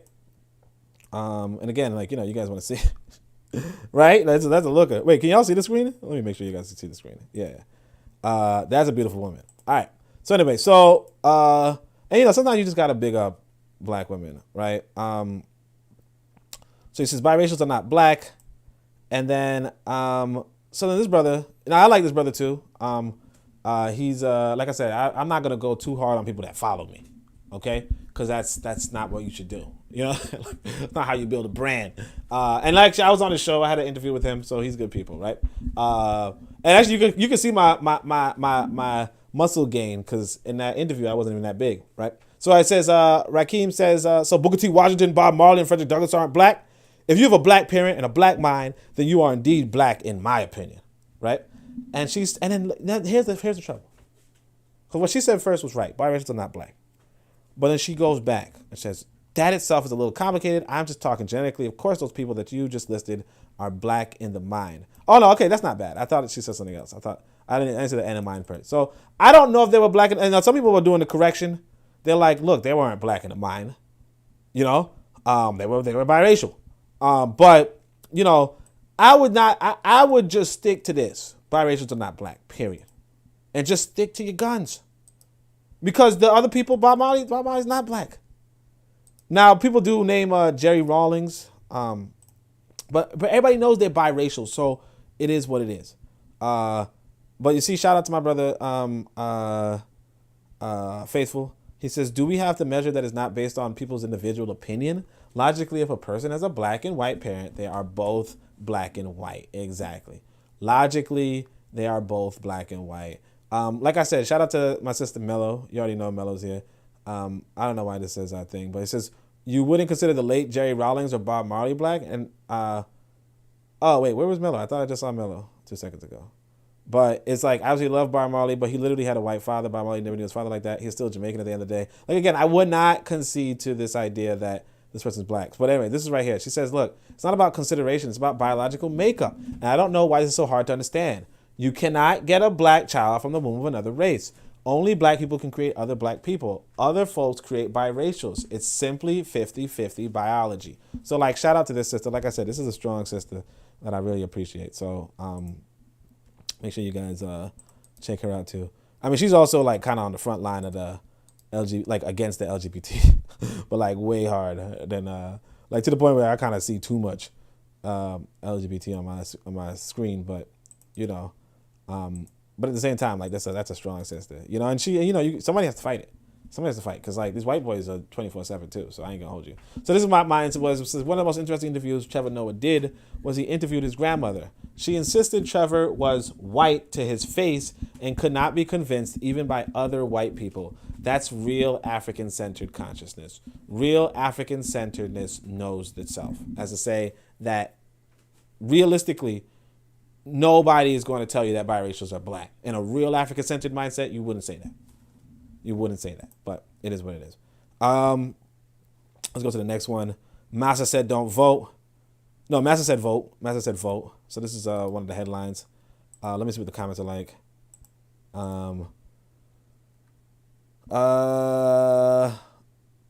Real Black Gentleman says the only black alliance we need is Black and Decker.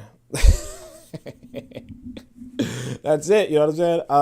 Coffee says Marley didn't ID as black. I mean, it doesn't matter if he did. The fact is that he wasn't a black man. And the thing is that we know he wasn't a black. Like nobody's saying that Marley was a black man. The only people saying that Marley was a black man are black Americans at this point. Like nobody was saying that. Because even when I was younger, I was told that my father was like a neighbor to Bob Marley. Like they used to play like, you know, whatever. Or my grandmother was a neighbor to Bob Marley, right? And all that kind of stuff. But nobody was saying he wasn't mixed. Like everybody knows the guy is mixed. So I don't even know where we as, let's say black Americans, are suddenly, oh, would you say that he wasn't black? Yes, nobody in Jamaica was saying the dude was black. You know, he was just a musician. He was just an entertainer. And you liked his music. Just like, you know, apparently, like, if you look at the old, you know, if we're being realistic, black people used to listen to white people's music. They liked Kenny Rogers. They listened to Kenny Rogers. Nobody was saying Kenny Rogers was black. Listen to Elton. Here in America, we listen to Elton John. Nobody was saying Elton John was black. He's just an entertainer, just a musician. You know? And everybody knew the dude wasn't black. Molly said he didn't like black folks because they give him extra stuff to do. You know? I mean, look, you know, it is what it is. But like, my thing is that like us, and I'm not even saying when I say African Americans, I don't mean, because I don't know what it was like back in the day. But today, people saying that this dude is suddenly saying this dude is black doesn't even make any sense on a historical basis, because nobody was saying this dude was black. Now, Jerry Rawlings, I understand why that might be a more complicated question, because this guy was the president of Ghana.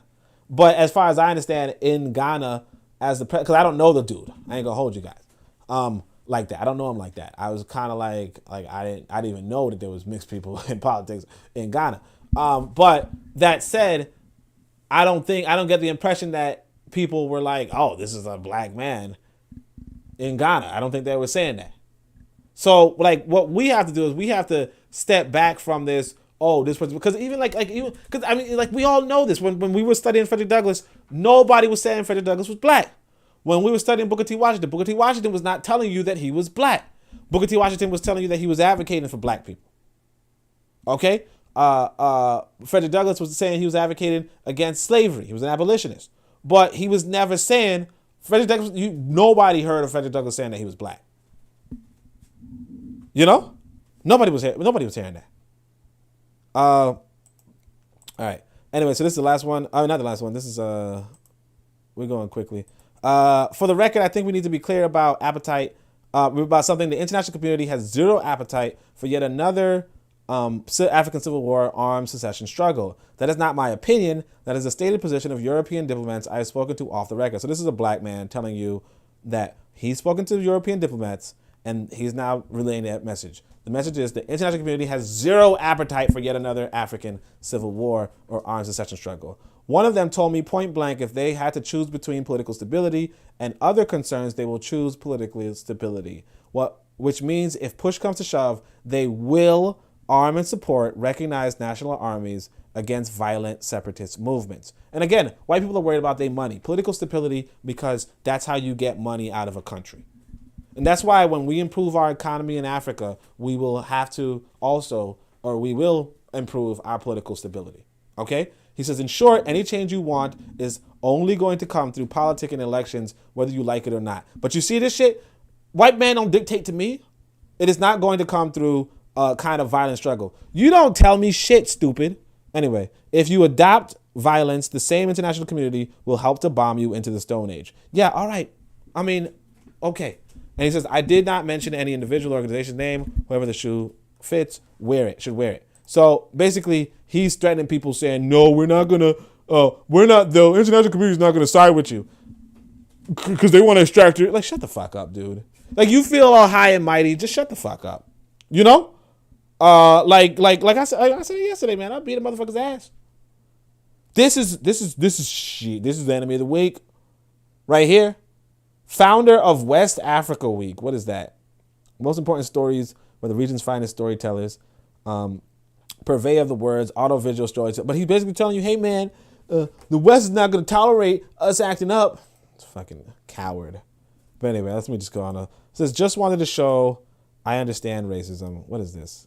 Oh, yeah. This is just some wild shit. Basically, long story short, this dude, I just wanted to show this. This dude is getting a reward for something.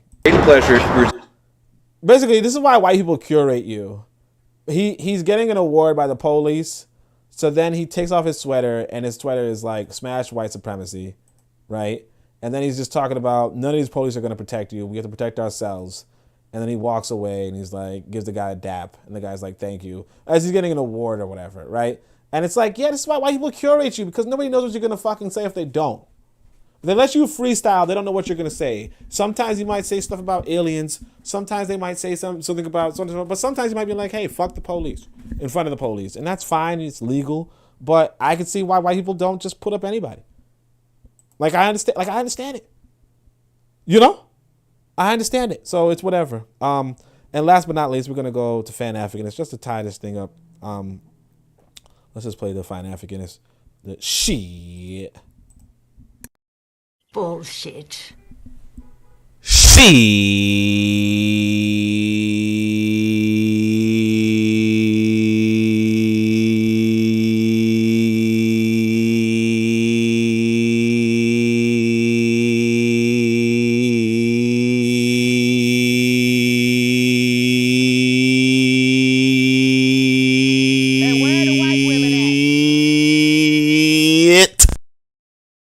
Shit. All right. Anyway, okay. Where the white women at? That's what these Pan-Africans is about. Now, what I want to do is just highlight to you guys what's Wagwan. So this is an IT, just a reminder, because a lot of us kind of forget what the real story is. New report, a record 4.7 million Haitians face acute hunger. So while we went through the podcast and we had the sister who was like, man, I got to eat takeout every fucking day because cooking is too damn expensive. I'm going to buy $17 worth of whatever, right? And then the other woman's like, man, I was trying to date this person, this white boy. I fell in love so quickly and then he stole $10,000 from me, right? While we have that kind of first world problems, what they call them, you know what I mean? Like rich people problems, you know? Man, this Coach Stormy, blah, blah, blah, blah, blah. In Haiti, a record 4.7 million people are facing acute hunger. There's a huge amount of devastation. So I'll put this in the Pan-African section because, again, this is really what we should be focused on. Now, it's not going to be easy. Okay? It's not going to be easy. In fact, it's not easy. Slum controlled by gangs in the capital. All right? Yeah. It's like when the economy fails, the economy fails. This is why we have to be about building our economies. We have to be about opening up our continent to our own diaspora who are in need of it. Which is about, we have to be about reorganizing and restructuring the countries around the world to benefit our people, because while we are complaining in the West, a lot of Western problems, like I went through the list, a lot of this stuff is not that serious. You know, the teacher whose job is threatened because she's like, the boys are becoming feminine, and the other woman's like, hey, I need to get $60,000 more for the men to get better birth and marriage rates, and we're like, oh no, the feminist ideal or whatever, right? Whatever it is, the people are suffering.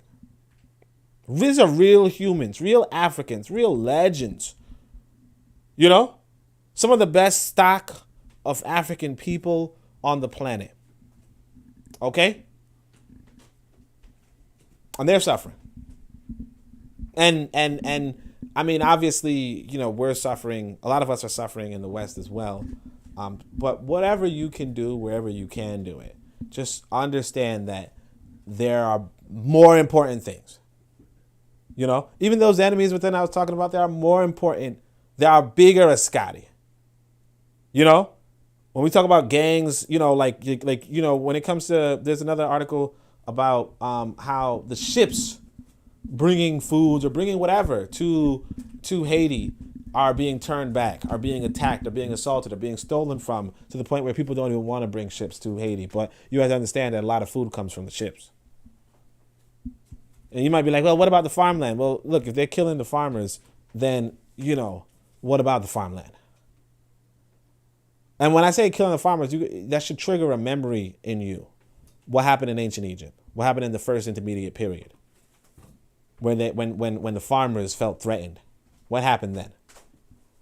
You know, and like I said, you go check out the Book of Power if you want to learn more about that. But because I go through the historical, you know, I know something. But all right, that's it. Let me go to the next comment. Oh yeah, so it's Madam Bookman. She's gonna show you. I mean, there's some documentaries that you might want to check out in regards to Haiti, but I want to show you this. It's not a documentary. This is just does anyone know this U.S. Does